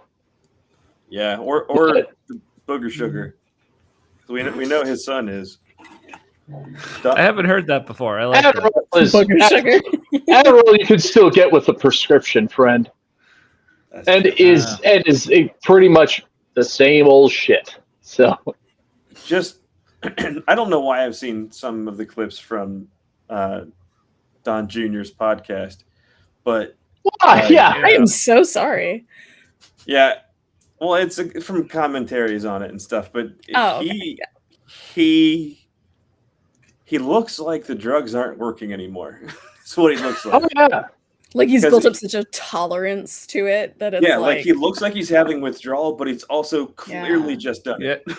yeah. He's like the Borg. It just assimilates. Yeah. Yeah. See, I can make sci-fi references too, guys. more Star Trek. Oh, I got it. I got it. I have to go. I know it's a weird time to say that, but like, because Are you saying after 3 hours and 30 minutes of chat, you have to leave? well, I told Owen that my son Owen that we would hang out. So I need to go. But yeah. All right. And I don't know how else to be abrupt. Well, go. It's a bad Enjoy segue. time with your family, for Bad God's segue. sakes. Yeah. All right. Well, and I'm fine like keeping going for a little bit if like the Okay, two of that's you cool, want. yeah. But Fine with me. Matt, if you want to like I don't know if you want to give us your benediction on your way out. or- Sure. Yeah. May your things and stuff be forever with your people. All right. And enjoy your Owen time, dude. Enjoy Owen All right, time. sounds good. Good to see you, Yeah. buddy. Yeah, good to see Yeah, you. remember too. next Wednesday, not Tuesday. But yeah. Right. Yeah, that'd be so embarrassing if I showed up. I mean, if you just went live by yourself, I mean that worked well last time. So I'd Hey, watch how it. do I leave with letting you guys go? I think you just close the window. All right, Yeah, that's what I I thought, think but I so. wasn't sure. Okay. Yeah. Alrighty. Bye. See you, Bye, Matt. bye. See ya. Ooh. Oh wow, Yeah. now I'm the one that's all the way over here. That's weird. Yeah. It's your show Strange to now. me. No. Oh shit. Yeah, yeah. Well, I can move I us built around. this What- ATST. Oh, Lego. It is part of a set that is Ewok Village. Ooh, Jedi. You see a little wicket nice. right there. fun. And then I have a little X-Wing too. We have a Nice. lot of Lego and a lot of Funko Pops because I'm a millennial and that's my generation's Beanie Babies. Mm. Yeah, no, I got a ton of Funkos and I got a ton of toys. You could probably see a bunch of them behind. Oh yeah. Yeah.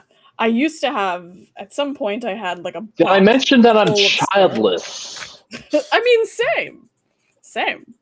So this is what I spend my disposable income on. Yeah. Yeah. That and the dogs. Because I one of our can never dogs afford. I can never afford a house, so I get Batman figures. Exactly. Right. One I of mean, our might as dogs well. cost us Yeah. like $25,000 recently, so Oh yeah. that's cool. Fun, Yeah. fun. Doing okay though. Yeah. I mean, kids of any species are expensive. So Yeah. let's. Oh, it was 28,000. Oh, it was 28,000 so far, because he's still gonna go through chemo. Mm. Mm. Stanley Yeah. Ipkiss is really lucky that he's cute. Let me just I- say that. I don't know how many times I said that to my kids, but yeah. Y'all are lucky you're cute, damn it. Oh, Yeah, I still tell them that, and they're like teenagers now. So I think that's when they need to hear it the most, though. I feel like it Yeah, is. they're It's like your kids are teenagers. I feel so old. well, okay, technically, my son won't be a teenager for a few more days, but essentially, yeah. My goddaughter is a legal adult.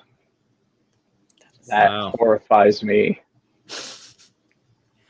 I have a nephew that's It does. 3. It does mean that I don't have to send her $50 now, but on her birthday, right. still Yeah. gonna.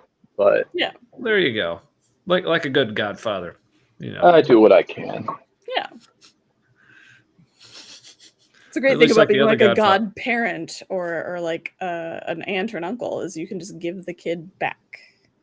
It's the best part of it. It's just Oh yeah, I love being an uncle. I mean, I love being Yeah. a dad too. Not- yeah. Yeah, yeah. I'm I think you're- fortunate, and you're a good dad, Tommy.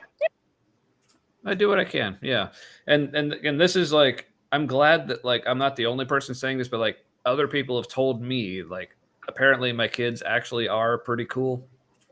Like I've had that like Nice. independently verified. Okay. But all I know is like my daughter is like she's a teenager and she still enjoys hanging out with me, so I'll take that as a win. So Yeah. That's amazing. That's a big win. That's a Yeah. huge win.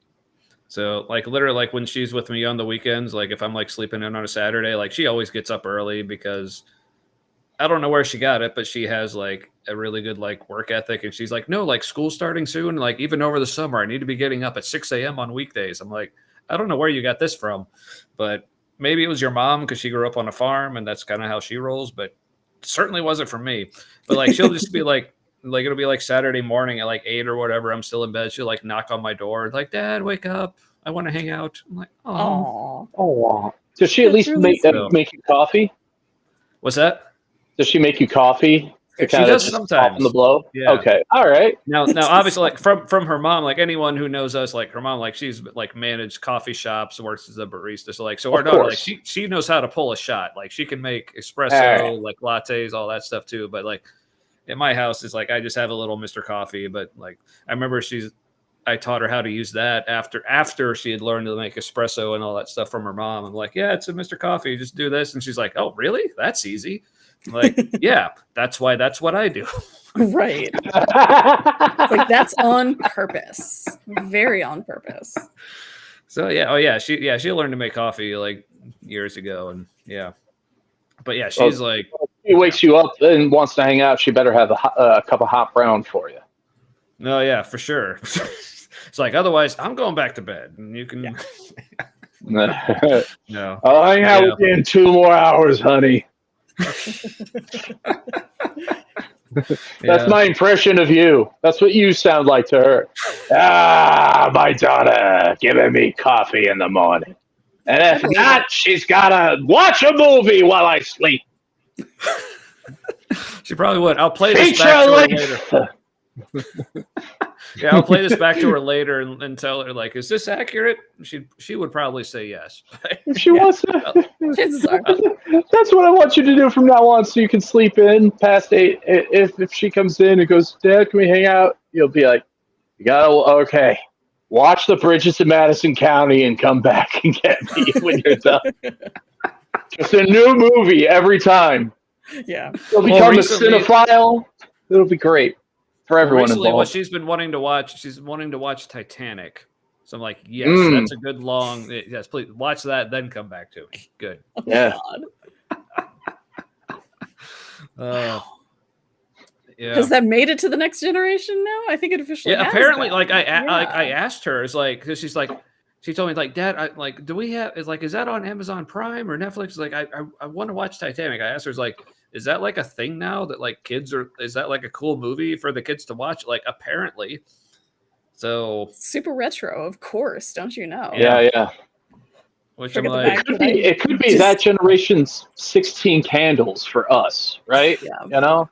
Effectively. For all I know. yeah, but she's apparently like completely unimpressed that I actually saw it in theaters. But oh well.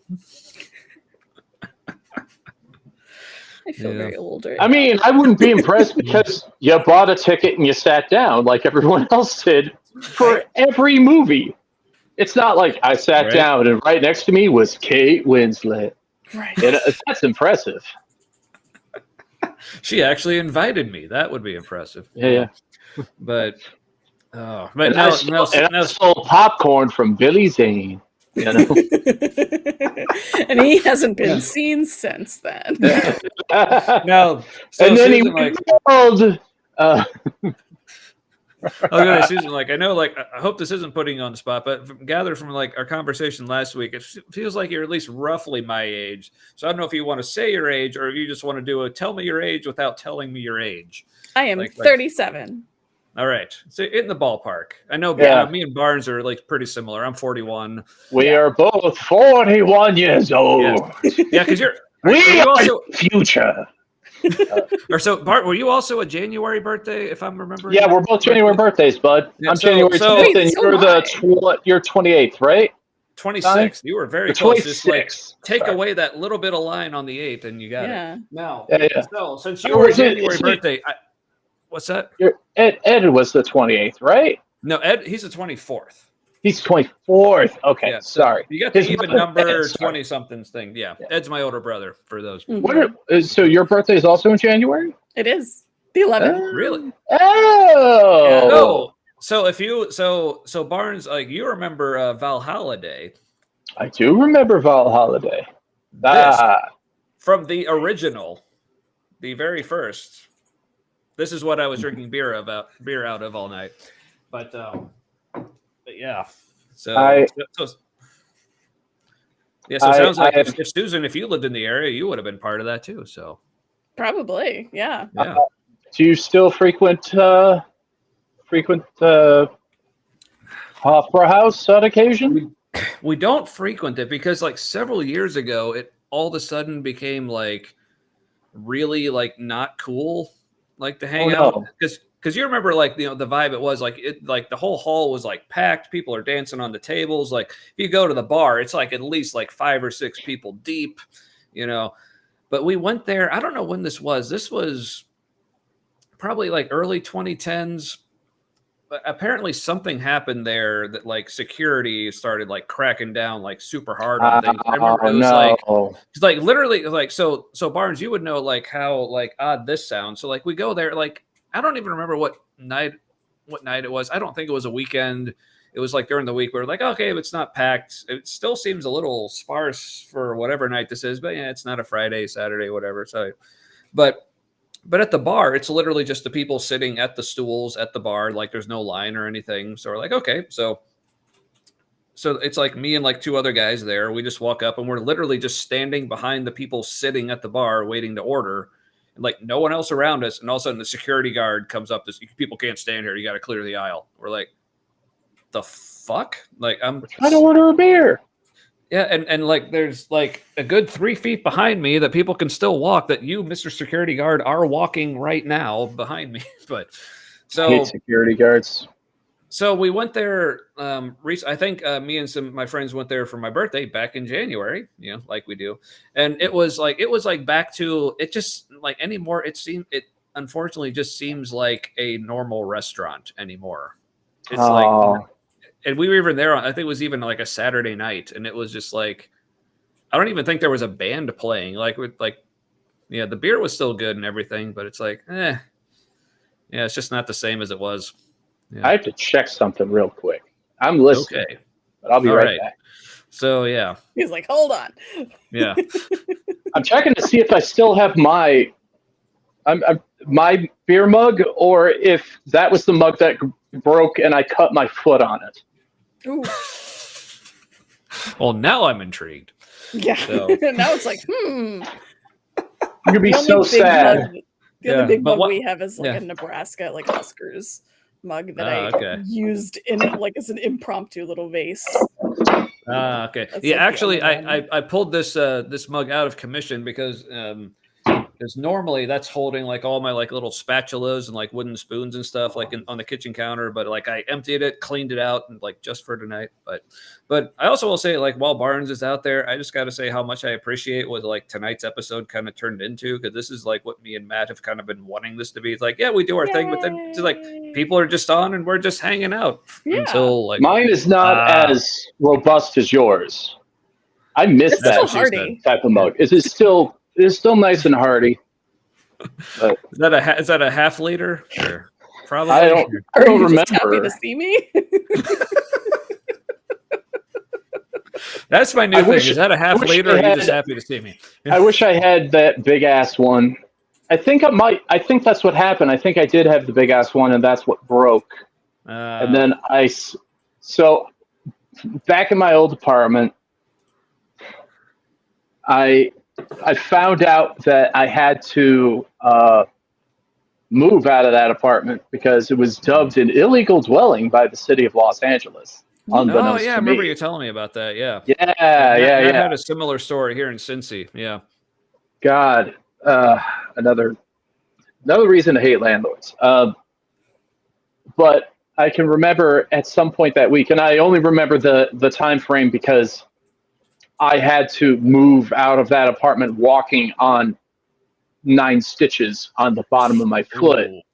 Because it was late at night. I had my full mug of whatever it was. I slipped, I dropped it, and then to steady myself, I took a step, and just a big old gash right in the bottom of my foot. Ooh. I called my friend John. Who, Tommy, I think you two would get along great. Oh, love the dude. John's my West Coast Tommy. We're everywhere. I called him because I was like, oh, I'll just rinse it off. Maybe it'll heal it. And it just couldn't stop bleeding. Yeah. And I called my buddy, and this was like 11 p.m. on a Friday night. Oh no. And I called my buddy. I'm like, hey, John, could you drive me to the hospital? Apparently, he was out with his then girlfriend, now wife, just about to take a sip out of a giant margarita. And that's when he got the call from me. Oh man! And like a fucking friend, he drove me to the 24-hour urgent care, which I got. I didn't have insurance. They wanted me to sign forms as a gaping. First of all, he helped me clean up my apartment, which he's like, he would go on to say, yeah, apartment was all calm and everything, and then I go to his apartment, it looked like a murder scene. Oh God. Fortunately, it was a studio apartment, so just like kitchen floor, no rug. Thank God. I would have lost the deposit, even though I lost it anyway because it wasn't a real apartment apparently. Yeah. So we cleaned it all up as best we could, and then drove me to the hospital. Here I am filling out forms, trying to prove that I'm too poor to pay. And they're like, well, can we see like a bank statement? And I'm like, just stitch me up, motherfucker. And they did. And then they double billed me, and I just didn't pay. And eventually they had to forget about it. And it sucks because America. That's my long-winded story about how I found this mug again. Yay. Yeah. It turned out okay. I lived. I'm fine. Now I just have a long story to tell on podcasts. Exactly. And I appreciate that. But that also reminds me, I think you were there. Speaking of like friends needing like urgent medical care and like us like foregoing whatever fun thing we were doing that evening. Do you remember like, I wish he was still on, but like that night where Matt like shattered his kneecap when we were like in the middle of like a scavenger hunt and we're like, fuck it. Let's all go to eat. It was you, me, Matt, and my brother, Ed. That's right. How did he shatter his kneecap? Well, it's like he was like we were like this was like we were doing like a big scavenger hunt thing with like a bunch of friends. So this was literally right at the start. Like we get our lists. So Matt was like all excited. He's like, all right, let's go. So he starts running, but like there was like a sidewalk where like the grass next to it wasn't the same level as the sidewalk. It was a good like couple inches down, and like he stepped like just off the sidewalk but then landed on his knee on the corner of it or something, and it just like split it right in two. And so oh, that sounds so painful. Yeah, it was. Yeah, it was. But how does that heal?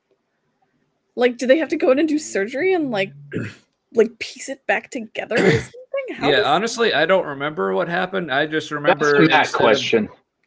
Realistically. I guess all I remember is like that night, instead of doing like a dumb scavenger hunt, I just got to hang out with some dudes at a hospital and instead. So. There you go. And with my upbringing, like both of my parents like worked in the medical field, so I'm like super comfortable in hospitals. Like so, like my dad, like he was a pathologist. If you like know what that means, sort of. So. Basically, he examines parts of people up into including the whole person if they're dead to determine what happened. So the way he puts it is the amount of you that I see is inversely proportionate to how well you're doing. So he says like, so if I see like it's just a small part of you, you're probably going to be fine. If I'm seeing all of you, that means you're dead.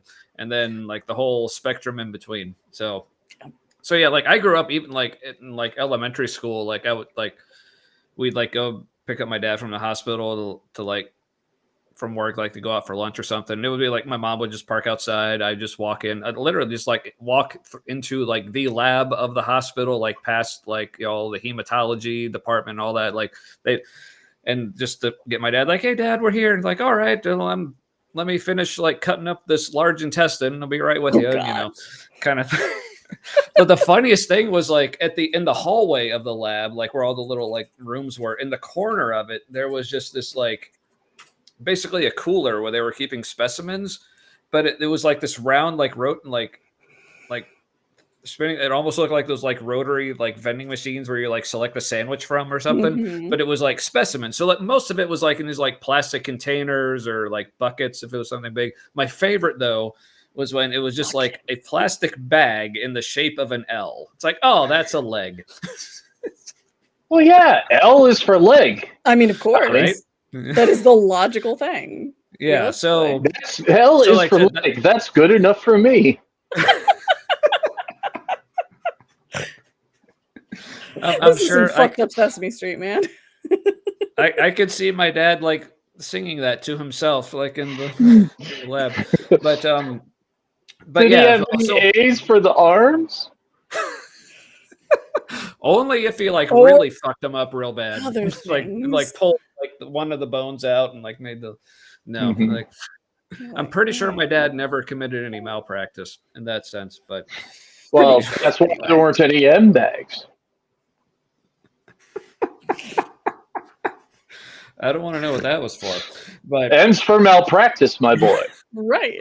you got to really fuck something up in the human body to make it an M. But yeah, but that's also like one of my That's why favorite it's the stories. malpractice bag, Tommy. Yeah. It makes sense. I like it. But also, like that was actually like with I'm listening. I'm just putting my mug back. okay. But that was actually like when my parents like. First of all, the fact that my parents like literally met on a blind date, which is like funny enough for me, but apparently on one of their first like actual dates, I guess this was when my dad was like, I don't know if he was still in residency or if he had actually started working, but like on one of their first dates, it involved like stopping at like a scene investigation Oh god. or like, no, or he had to like stop in the hospital to do an autopsy or something or look at something real quick. And my mom, like she was a nurse. So she's like, oh, okay. Yeah, sure. She's like, But- cool. But no, That's one of how my he knew. favorites That's was, how he knew. That's how he Yeah. knew. yeah. So my dad, like he's retired now, but he was also like deputy coroner for the county, like where he lives. So first of all, like for people who like Barnes, you know Ed, my older brother. Oh yeah, I love So- your brother. I miss Yeah. him. So yeah, he in case you're wondering, he's still Ed. I wouldn't expect him Just- to be anything else. Yeah, just as he always is. But he's Yeah. but so my dad would sometimes like when he was older, like he would actually bring Ed along with him on like some scene investigations or like into the hospital when he needed to like do an autopsy, like if he was with him or whatever. So so as Ed says it, like I have the greatest story starter of all time. So I was helping my dad move the dead hooker onto the table. Yeah. Because that was a real thing that happened. And then my dad turns to me and says, "Son, you want to feel what a shattered rib cage feels like?" And Wow. That did a lot of things were learned that day, I imagine. yes, but still one of my favorites. So I remember like when my kids were like old enough and like when we were able to like actually just like send them to my parents, like, here, you watch them for a while. We want to do like not with the kids stuff. So, and I just remember getting that text message from my mom, like, "Oh, I'm here with your daughter. She's on her very first scene investigation." How'd your daughter react? Did she Well, apparently all it was for her was she just sat in the car while her grandfather went in the house and she just ate McNuggets in the car while she waited. Oh, so she was loved cool with it. Yeah, I was about to say. It was fine for her, but while apparently like mayhem is going on in Portland at the moment with Yeah, it looks like it. Oh man. like tots and pears to the Benny decided to be an asshole. Pets can do that Stanley was sometimes. like, I think I'm okay. They are just like kids. It's uncanny. Realistically, yeah. They're just, more fuzzy. I'm gonna go check on the dog. Hang on. Good Okay. deal. Well, I had a long day of doctor's appointments figuring out the whole job situation and come with plans for this toy Kickstarter. So I think I'm going to tap out. Yeah, understandable, dude. Well, thanks for jumping on. This was a Dude, lot of thanks fun. for having me. It's always fun to hop in and say hello. Yeah, Thank feel you free for anytime. letting me Now, I will interrupt. say, like, as far like I don't know if you caught this part, but starting next week will be on Wednesday nights. So be sure Well, to. But yeah, if I'm free on a Wednesday and I see you guys up, I may bombard you all again. But in the meantime, we'd appreciate it. We'd appreciate it. Yeah, because like I said, this is what we wanted the show to be. Like, yeah, people just jumping on, hanging out. So good deal. Well, we dig it. love you So and thanks. Matt very much. Miss you. Right. I'd Love say you the too, buddy. same to you. I'd say the same to you, but we just met, and that'd be kind of weird. Yeah, Uh, but it was nice to meet you. Man. It was very nice to meet you. Nice chatting with you. Thank you for chatting with me. Yeah, Have a good night, everybody. All right. See you around, Bye-bye. Lawrence. Thanks, dude. Yeah, and I'm gonna probably try and. Well, it is only 9 o'clock here, realistically. I understand that, but I'm also an old fart at heart. Yeah. Well, and here it's tomorrow. So yeah, it was like it's past midnight at this point over there, isn't it? Yeah. Fortunately, like with my job, like I've built up enough like goodwill with my manager. She's like, I don't care when you work, just work. As long as you do it, that's what matters. Realistically, it's like that's all that really matters. Yeah. So that's basically my vibe. Is like building up enough goodwill with people and then just squandering it. That's squandering it completely in its entirety. Yep. Yes. All right. Hope she's not watching, but it's like, I swear that was a joke. No, honestly, like she'd still be like, yeah, fine. I don't care. Just do your job, dude. Yeah. It's all right. All right. And thank you again, Susan, for hopping on. Yeah, of course. As always, it's always fun to hang out with y'all. Yeah. Even if it's just chat or somewhat real life. This is more real life than just chat. Yeah, like honestly, like other like Matt, he's still like, and then like a couple of our other viewers, like Emily and Chris, like they're like the only 3 people I really see in real life anymore. Than like the vast majority of the friends I've made recently are like people I met online. Yeah. Which I love that like totally shatters like 2 like stereotypes at once. Like one that like you don't make friends past your 30s. And like you don't make friends online or like social media, but like literally like over half like my like friend group anymore is people I've made friends with like in my late 30s or later online. Yeah. So I just love that that's like a thing. Right. So yeah. The only realistic reason why I still even have Twitter is because of a couple of group chats that I'm in. That it's like it can't, like, I'm in the same, like a couple of the same Discord servers as these people, but it's like it's different because this is just like readily available. So don't want to be on Twitter. I need to delete it. But then I would not be part of the group chat and I'd lose that interaction. Yeah. So it's like, and that sucks. But yeah. All right. Well, but before you go, like I said, like programming note, the show is moving to Wednesdays next evening. And like we announced like a couple weeks ago, back when I didn't know we were going to be moving it to Wednesdays, we're like, hey, election night's going to be on a Tuesday. So we were going to like be planning. So I don't know if you heard about this, Susan, but we're planning this whole like big thing on election night with like some of the other people that like our podcast is like kind of affiliated with. So, like there's Derek Day, Aaron Tomlinson, Jimmy Ligon. So like we're still going to be doing that on Tuesday, but it's not going to be like the humanity episode. Yeah, it's just going to be like a big hangout. So if you were Nathan, it sounds like your dude's kind of interested in politics, at least somewhat. So just a scotch, just the littlest of bits. He worked for the Beto O'Rourke for Senate campaign. Oh, really? Actually, yeah, because when we lived in Texas, this is just a tangent. I don't know if I said this last week. When we lived in Texas, he and I met at a protest. Okay, yeah, I think you did mention that. That he basically organized the whole thing. Oh, nice. So then we were Facebook friends and stuff, and then he started working for the Beto for Senate campaign, and then we just became really good friends. And then it's like, yay, you're cute and you're cute, and that's how that went. So He is cute. I mean, He's what? very cute. Yeah.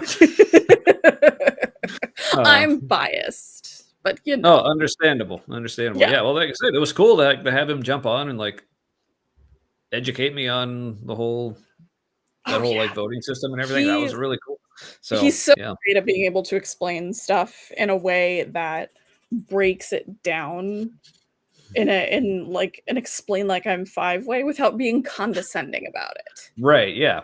Totally. And Totally. it's I very much admire that about him. I cannot do that for the life of me. It's like I'm an accountant and that's what I can do. Ah, And I nice. can't Nice. teach. So, you know. Well, cool. Anyway. Like I said, yeah. So we'll be doing. So look for us on like election night. If you guys like, even in the comments, or like I said, we'll probably again leave it open for people to jump on like this. So yeah, if either you two are interested in like watching our like, I still haven't decided if we're going to make it like an actual like we'll be like tracking like the voting results, or if it's really just going to be just like a bunch of dudes like hanging out and commiserating and drinking and with each other. And I mean, sometimes it's what you got to do, So, realistically. Indeed. Yeah. Indeed. Yep. So yeah, look out for that. And Heck but yeah. otherwise, yeah, thanks again for jumping on, and thanks for Yeah, thank you. Yeah, As always, Well, of it's a course. very good time. So, are you ending it or am I hopping off or what are you doing? I don't know what's going on at this point. I don't know. Yeah, I'm ending now. If that's Okay. cool. So all right. Yes, So yeah, again. wonderful. Yeah. So yeah, like I guess Matt already gave us the usual outro, but yeah, like I said, next week look for us on Wednesday, not Tuesday, same time, but we'll be here. All right. Thanks everybody. Good night, and Bye. see you next Wednesday.